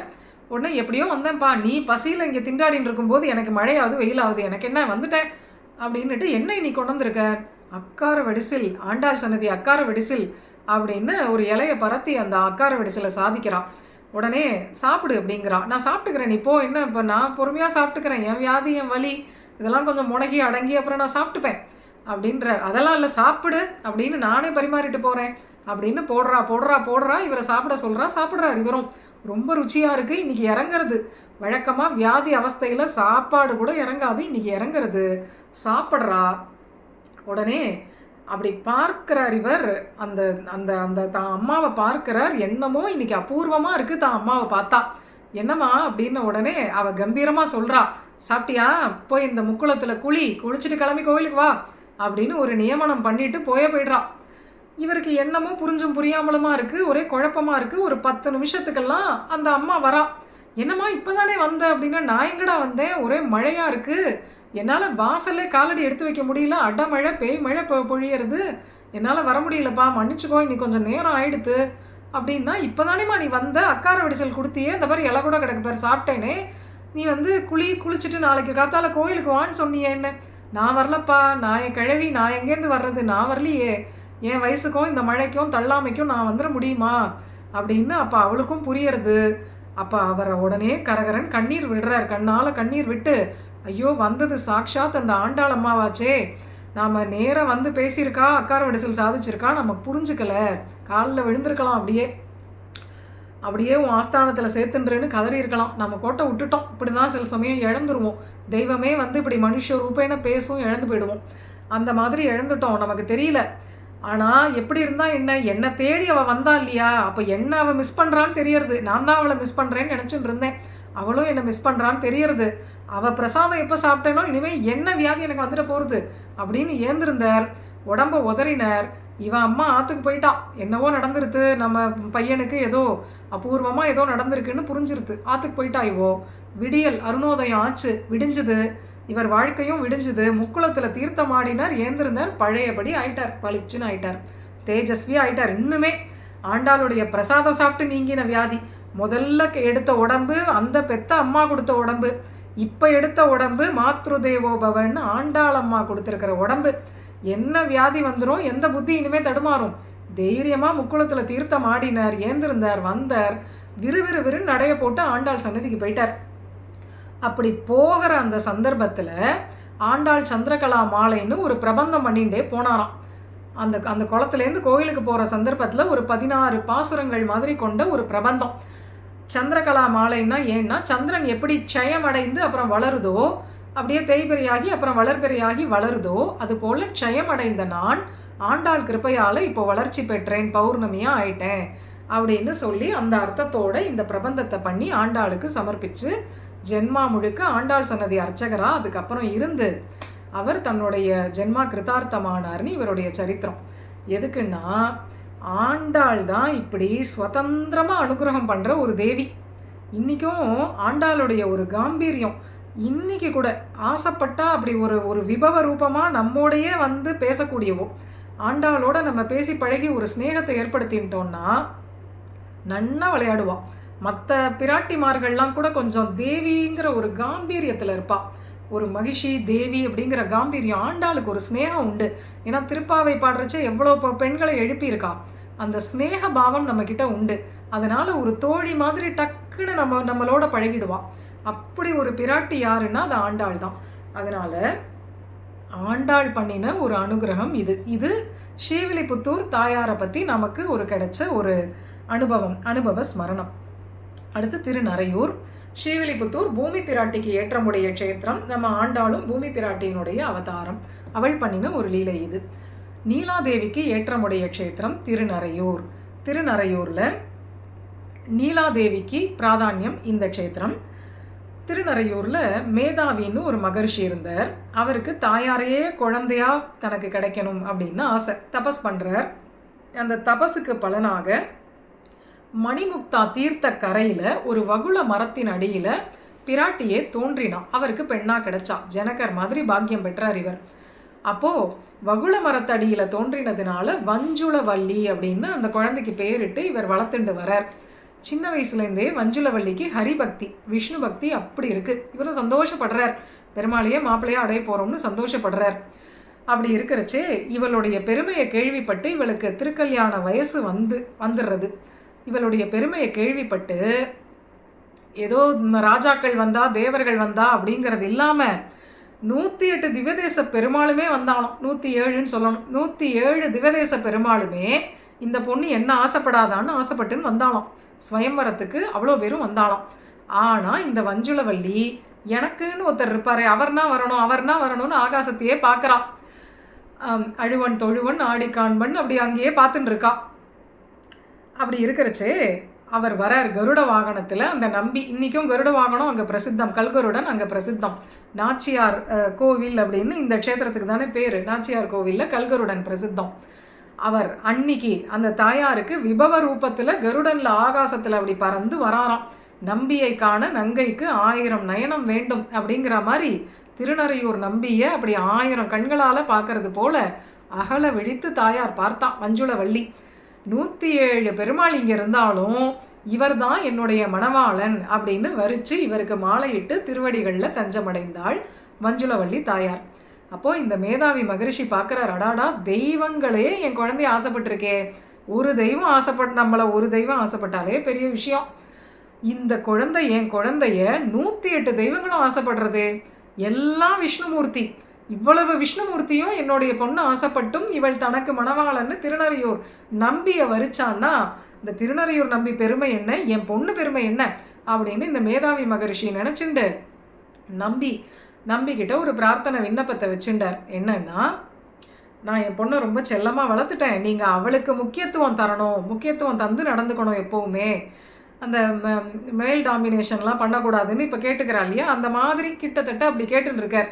அவளை ரொம்ப அடக்கி ஆளாமல் நீங்கள் அவளுக்கு கொஞ்சம் சுலபமாக இருக்கணும், சௌலபியமாக இருந்து அவளுக்கு முக்கியத்துவம் இருக்கிறாப்புல நீங்கள் இந்த ஸ்தலத்தில் வாசம் பண்ணணும் அப்படின்னு அந்த ரிஷி கேட்டுட்ட உடனே அதுக்கு என்ன வேணும்னா அவள் தலைப்பை பிடிச்சிண்டே நான் போகிறேனே அப்படின்னு பெருமாள் சொல்லி இந்த திருநறையூர் நம்பி இது நீலாதேவி தாயார் ஏற்றமுடைய க்ஷேத்திரம்னு பண்ணினாராம். நீலாதேவிக்கு வஞ்சுளவல்லிக்கு ஏற்றமுடைய க்ஷேத்திரம் அப்படின்னு பண்ணார். இந்த வஞ்சுளவல்லி தாயார் நீலாதேவியினுடைய அவதாரம், இவளுக்கு ஏற்றமுடைய க்ஷேத்திரம் இது அப்படிங்கிறதுனால நீலாதேவி ஸ்தானம் இது. நமக்கு நீலாதேவி அனுபவம்னு நம்ம தனியாக வச்சுக்கணும். அவ்வளோ இருக்குது நீலாதேவியை பற்றி. ரொம்ப தேடி கண்டுபிடிச்சி எடுத்து தான் அதை அனுபவிக்கணும். நமக்கு அப்படியே பார்த்து படிக்கிற மாதிரி இல்லை. நீலாதேவி அனுபவங்கள்லாம் பூளை தேன் எடுக்கிற மாதிரி ரொம்ப தோண்டி தோண்டி எடுத்து அது போல் அனுபவிக்கணும். அவ்வளோ அபூர்வமாக ரொம்ப மறைமுகமாக இருக்குது நீலாதேவி அனுபவம். முடிஞ்சால் என்றைக்கானும் எம்பெருமான் திருவுள்ளமானால் அதை தனியாக ஒரு நாள் நம்ம வச்சுப்போம். இப்போதைக்கு நீலாதேவி க்ஷேத்திரம் இந்த திருநறையூர். நீலாதேவி அவதாரம் வஞ்சுளவல்லி தாயார். அந்த தாயாருக்கு ஏற்றமுடைய ஒரு ஸ்தலம் திருநறையூர் நம்பி அவளுக்கு ஏற்றத்தை கொடுத்துட்டு இவர் பதவுசா இவ பின்னாடி எப்பவும் நின்றுருக்காராம். அதனால இங்கேயும் ரெட்ட புறப்பாடு இருக்கிற க்ஷேத்திரம். எப்பவும் பெருமாளும் தாயாரும் சேர்ந்தே புறப்படுறா. தாயார் முன்னாடி போவா, பெருமாள் பின்னாடி வருவார் அப்படின்னு அவர் வரம் வேற கேட்டுட்டார் இல்லையா. திருவள்ளரை, ஸ்ரீவில்லிபுத்தூர், திருநறையூர் மூணுமே ரெட்ட புறப்பாடு இருக்கக்கூடிய க்ஷேத்திரம் தான். எப்போவுமே பெருமாளும் பிராட்டியும் சேர்ந்தே புறப்பாடு பண்ணிப்பா. இது நமக்கு வேதம் சொல்லக்கூடிய ஒரு கிரமம். வேதத்தில் எப்போவுமே ஸ்ரீபூமி நீலான்னு 3 பேர்களையும் சேர்த்தே தான் வேதம் ஸ்துதி பண்ணும். ஸ்ரீ சூக்தம், பூசூக்தம், நீலா சூக்தம்னு சேர்த்தே தான் படிக்கும். அதனால் நமக்கு இங்கே பூமியில் இந்த 3 க்ஷேத்திரங்களையும் நம்முடைய பூர்வாச்சாரியர்கள் இப்படி எடுத்து காட்டியிருக்கான். வேதத்தை அனுசரித்து நாம் இந்த க்ஷேத்திரங்களை அனுபவிக்கலாம், பார்க்கலாம், வேத திருஷ்டியால் பார்க்கணும் இந்த கோவில்களை எல்லாம் அப்படின்னு காட்டியிருக்கா. இந்த தாயார்களும் வேத பிரதிபாத்தியமான தாயார்கள், வேதத்தால் போற்றப்படக்கூடிய பிராட்டிமார்கள். இவா 3 பேரும். அடுத்ததாக திருநின்றவூர். முதலியே சொன்னது போல லக்ஷ்மி லீலை பண்ணின க்ஷேத்திரங்கள்ங்கிறது ரொம்ப சில. அதில் முக்கியமாக 3 நமக்கு 9ன்னு எடுத்துட்டு இருக்கிறதுனால 3 க்ஷேத்திரங்கள். முதல்ல திருநின்றவூர். மகாலட்சுமிக்கு பிறந்தாகும் க்ஷீராப்தி. க்ஷீராப்தியில் திருக்கல்யாணம் ஆயிடுத்து. பெருமாளுக்கும் லக்ஷ்மிக்கும் திருக்கல்யாணம் ஆகி பெருமாள் ஆதிசேஷன் மேலே பள்ளி கொண்ட பாம்பனையப்பனாக இருக்கார். பிராட்டி பாத சேவை பண்ணின்னு இருக்கா. அப்போது சமுத்திரராஜன் அங்கே தானே இருக்கார். க்ஷீராப்தி நாதன், க்ஷீராப்தி கன்னிகை தானே இவோ. சமுத்திரராஜன் அங்கே தான் இருக்கார். பிராட்டிக்கு எப்போவுமே லக்ஷ்மிக்கு என்ன ஒரு பார்த்துட்டே இருப்பா, நம்மளெல்லாம் நம்ம ஒழுங்காக கைங்கரியம் பண்ணுறோமான்னு பார்ப்பா. நம்ம ஒழுங்காக கோலம் போடுறோமா, ஒழுங்காக பெருமாளுக்கு திருவுள்ளம் உகக்கிற மாதிரி கைங்கரியம் பண்ணுறோமான்னு பார்ப்பா. நாம் நன்னா கைங்கரியம் பண்ணினா நமக்கு அதுக்கேற்ற அனுகிரகத்தை பண்ணவும் பண்ணுவாள்.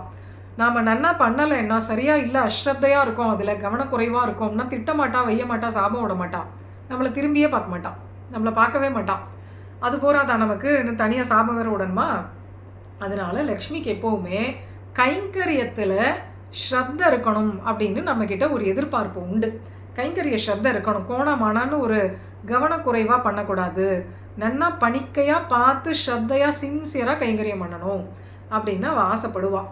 அது மாதிரி பார்த்தா சமுத்திரராஜன் கொஞ்சம் அஸ்ரத்தையாக பண்ணியிருக்கார், சரியாக பண்ணலை, கவனக்குறைவாக இருந்திருக்கார். அது தாயாருக்கு திருவுள்ளம் உகக்கலை. அது என்னது, நான் பிறந்தாகங்கிறதுனால நான் என்ன எல்லாத்தையும் பேசாமல் பொறுத்துன்னு இருக்கணுமா? பெருமாள்னு வரும்போது யாராக இருந்தாலும் ஒழுங்காக இருக்க வேண்டாமா? கவனக்குறைவாக இருக்கிறது, அஸ்ரத்தையாவாக இருக்கிறது, ஜாகிரதையாக கைங்கரியம் பண்ண வேண்டாம் அப்படின்னு இவளுக்கு தோணியிருக்கு. இவர் சரியாக திருத்திக்கலை, தன்னுடைய தவறுதலை திருத்திக்கலை. உடனே தாயார் என்ன பண்ணா, அந்த இடத்த விட்டு மறைஞ்சிட்டான். அவள் தான் அதிகபட்சம் அவள் கொடுக்குற ஒரு தண்டனைங்கிறது அதுதான், அந்த இடத்த விட்டு போயிடுவான்.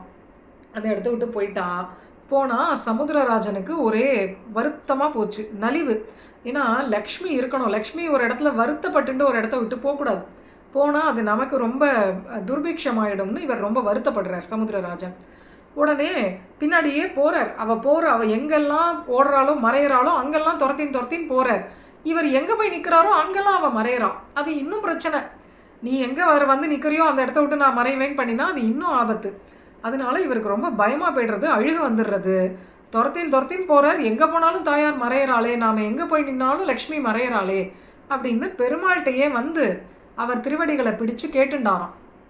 நான் என்ன பண்ணுறது, லக்ஷ்மி இப்படி என்கிட்ட கோச்சுன்ட்டா, நீங்கள் தான் அனுகிரகம் பண்ணணும், நான் போனாலே அந்த இடத்த விட்டு மறைஞ்சு போயிடுறா, நான் ஏதோ தவறுதலாக கவனக்குறைவாக பண்ணிட்டேன், இனிமேல் திருத்திக்கிறேன், அதுக்காக அவள் கோச்சுன்ட்டானா அது எனக்கு பெரிய பாதிப்பாயிடும், நீங்கள் தான் கிருப்பை பண்ணணும்னு பெருமாளை பிரார்த்திக்க பெருமாள் ஒரு தோது சொல்லி கொடுத்தாராம்.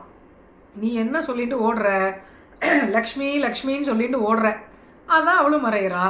ஏன்னா லக்ஷ்மிக்கு என்ன பழக்கம்னா சலையாக இருக்கிறதுன்னு ஒரு பழக்கம் உண்டு. சஞ்சலான்னு ஒரு பேர் உண்டு லக்ஷ்மிக்கு. சஞ்சலம்னா எங்கேயுமே ஸ்திரமாக இருக்க மாட்டா, தங்கி இருக்க மாட்டா, சலையாக அலைஞ்சுட்டே இருப்பா. இங்கே இருப்பா அங்கே இருப்பா, ஒரே அலையிறது, அலைஞ்சுட்டே இருப்பா. அவள் அப்படியே ரோமிங்லேயே இருக்கிறதும்பாளே அந்த மாதிரி அவள் எப்போவுமே அப்படியே அலைஞ்சுட்டே இருக்கக்கூடியவள். அதனால தான் நீ லக்ஷ்மி லக்ஷ்மின்னு கூப்பிட்டுன்னு ஓடுற, அவளும் சலையாக இருக்கேன்னு ஓடிடுறான். நீ அப்படி கூப்பிடாத, நீ போய் அம்மான்னு கூப்பிடு, அப்படியே நின்றுடுவா பாரு அப்படின்னு சொன்ன உடனே இவரும் அந்த தோதை புரிஞ்சுட்டு போகிறார். போனால் அங்கேயும் இவர் போய் நிற்கிறா. லக்ஷ்மி அதோ அங்கே இருக்கா லக்ஷ்மி அப்படின்னு இவர் போகிறார்.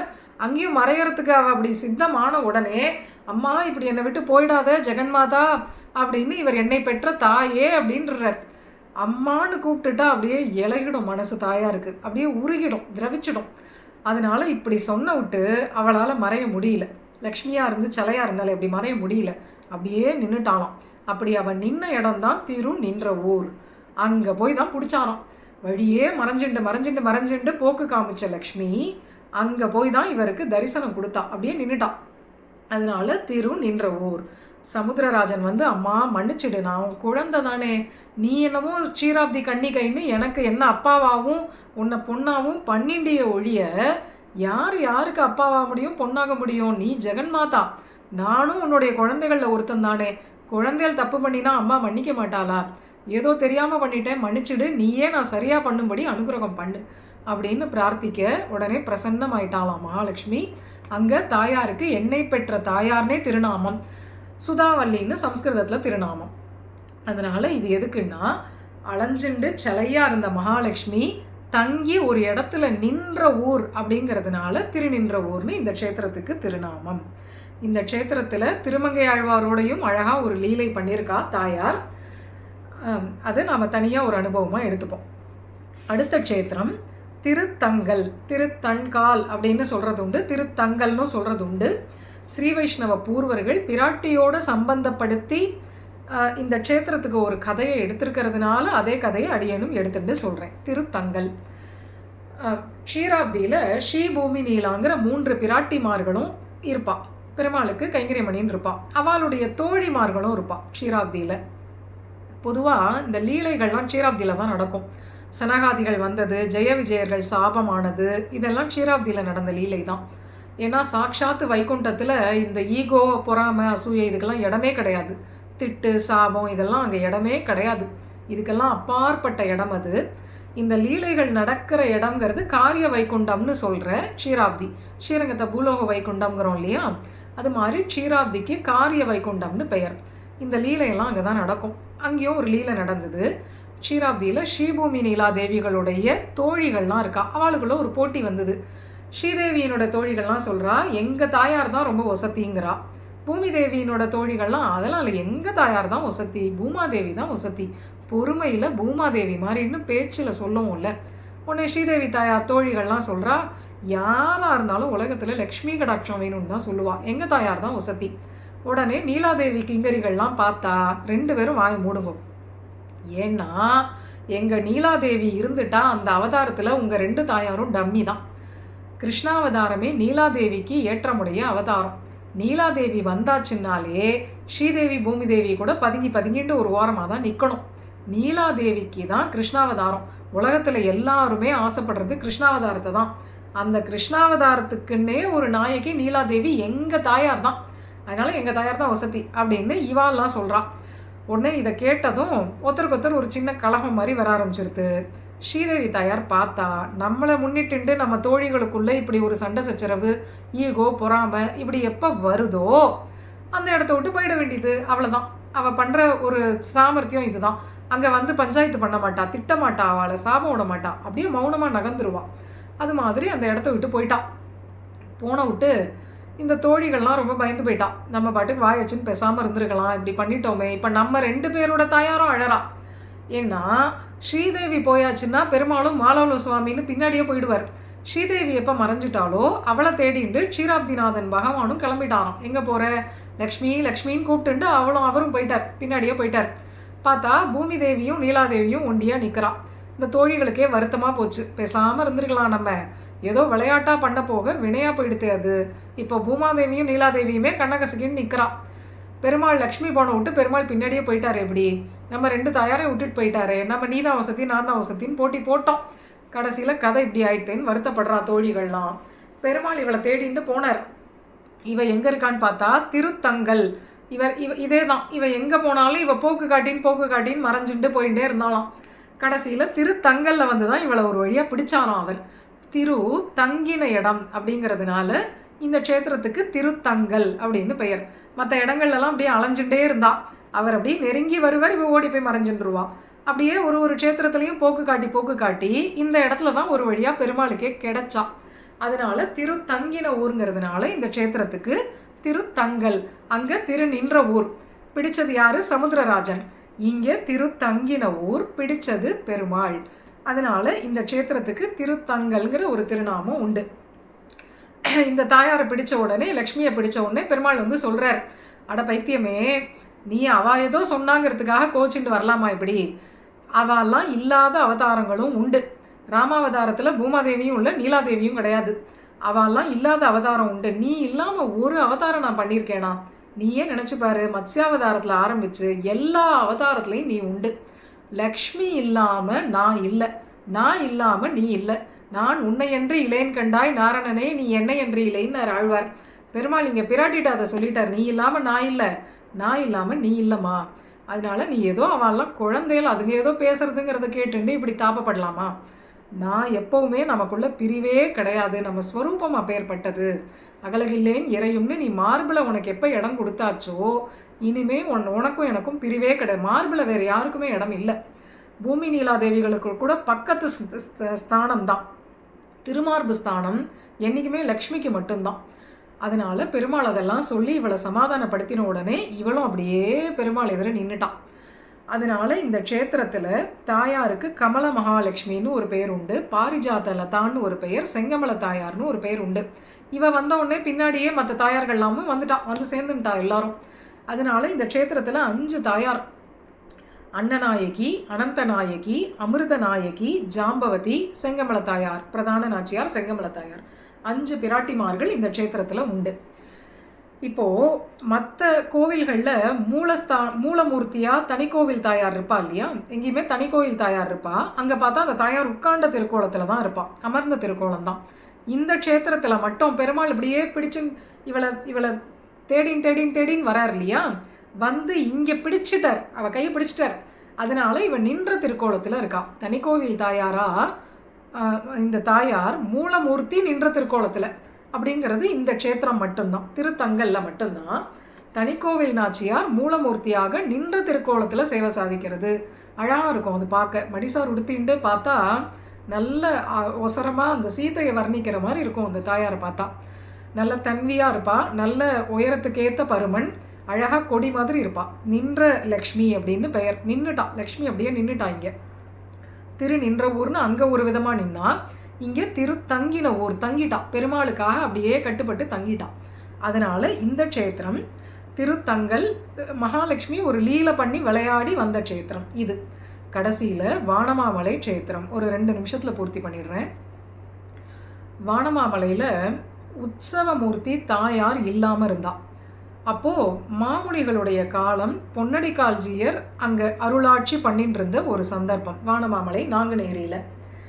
அப்போது அங்கே தெய்வநாயக பெருமாள் பொன்னடிக்கால்ஜியர் கனவுல தோன்றி, பொன்னடிக்கால்ஜியர் மணவாள மாமுனிகளுடைய பிரதான சிஷ்யர், ரொம்ப பிராண சுகுருத்தாக இருக்கக்கூடிய சிஷ்யர், மாமுனிகளின் பாத ரேகை அப்படின்னு கொண்டாடப்படக்கூடியவர் பொன்னடிக்கால்ஜியர். வானமாமலை ஒன்றான ஜீயர் அப்படின்னு இவருக்கு ஒரு பெயரும் உண்டு. இவர் அங்கே அருளாட்சி பண்ணிட்டு இருந்த காலத்தில் இவருடைய சொப்பனத்தில் பெருமாள் வந்து, தெய்வநாயகன் வந்து, என்னுடைய பிராட்டி திருமலா திருப்பதியில் இருக்கா, திருமலையில் இருக்கா, ஏதோ ஒரு சூழ்நிலையில் அங்கே போயிட்டா, அவளை போய் அழைச்சின்னு வாங்கோ அப்படின்னாராம். உடனே இவரும் கிளம்பினாராம். கிளம்பி போனால் திருமலையில் ஒரு தனியாக ஒரு லக்ஷ்மி இருக்கா. அந்த லக்ஷ்மி ரொம்ப காலமாகவே இருக்கா. அங்கே இருக்கிற ஜீயர் சுவாமிகளுக்கு இது யார், என்ன லக்ஷ்மி, எப்படி இங்கே வந்தால் ஒன்றுமே புரியல. அவள் என்ன நினச்சின்ட்டா, திருவேங்கடமுடியானுக்கு அஷ்டலக்ஷ்மி எப்படியும் உண்டு.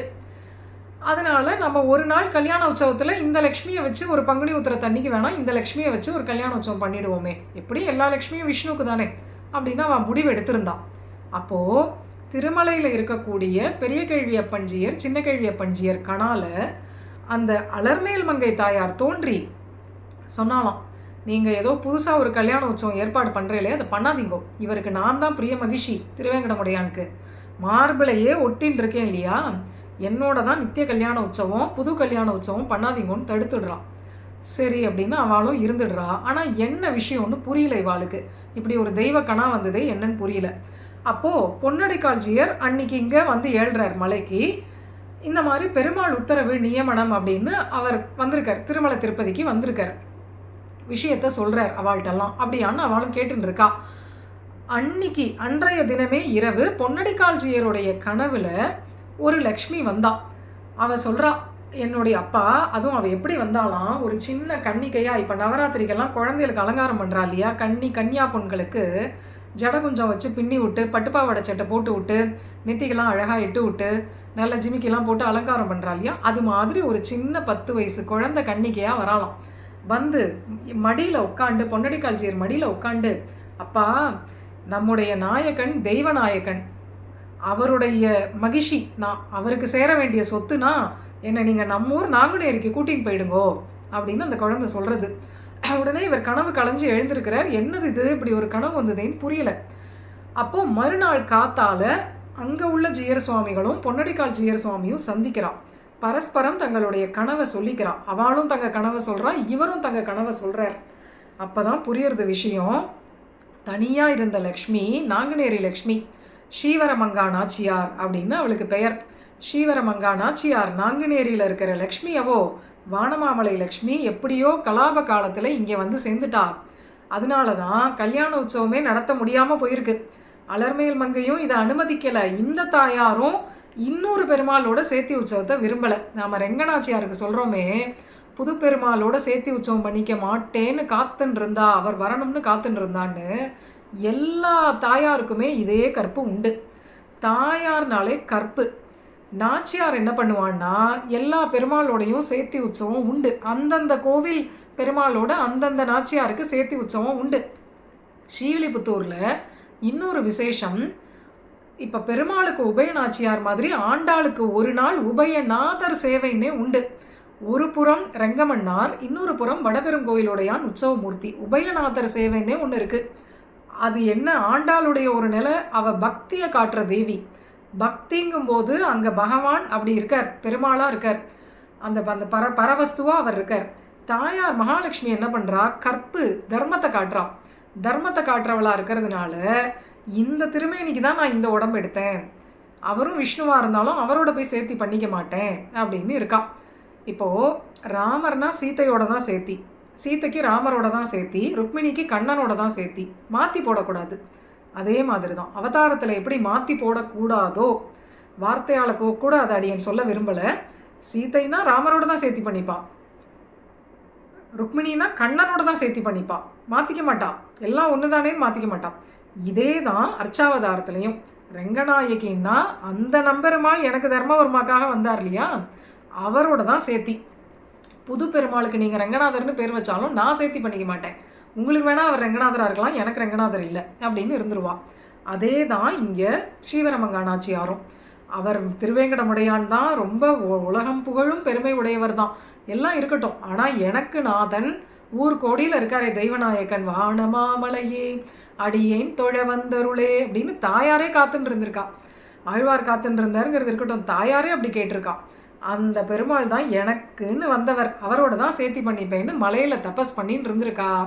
பொன்னடிக்கால் ஜீயர் அனுப்பிச்சு அவளுடைய தவ பயனாட்டம் பெருமாள் வந்து கூப்பிட்டுட்டார் அவரை, அந்த தன்னுடைய பிராட்டிய தாயாரை. அதனால் பரஸ்பரம் இந்த ஜீயர் சுவாமிகள், 2 க்ஷேத்திரத்து ஜீயர் சுவாமிகளும் தங்களுடைய கனவை சொல்லிண்ட விட்டு விஷயம் புரிஞ்சிருது. அலர்மேல் மங்கையும் ஏன் தடுத்தான்னு புரிஞ்சுது, ஸ்ரீவரமங்கையும் ஏன் திருக்கல்யாணத்துக்கு அனுமதிக்கலைங்கிறதும் புரிஞ்சிருது. அதனால் இப்படி இவாளுடைய ஒரு வைபவம்.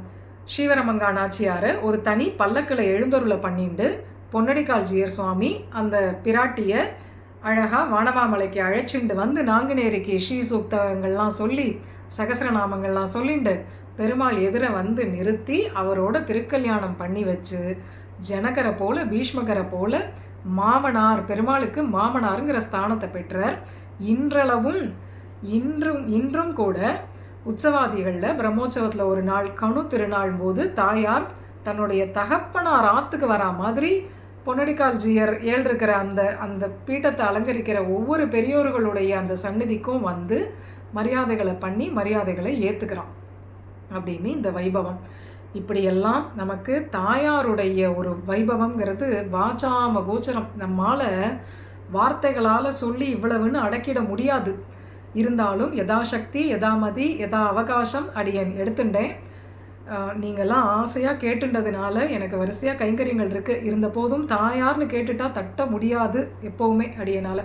அதனால் 9 தாயார்களை பற்றி முதலே சொன்னது போல் ஒரு உத்தரணி நம்ம தீர்த்தம் சாப்பிடலாம். தாயாருடைய அனுபவம்னு பெருசாக நம்மளால் பறக்க அனுபவிக்க முடியாட்டாலும் இந்த நவராத்திரி சந்தர்ப்பத்தில் நாம் தாயாருடைய 9 திவ்யதேச தாயார்களுடைய ஒரு விசேஷமான கட்டாட்ச லாபத்தை அனுகிரகத்தை பெற்ற ரொம்ப பாக்கியவதிகளாக ஆனோம்.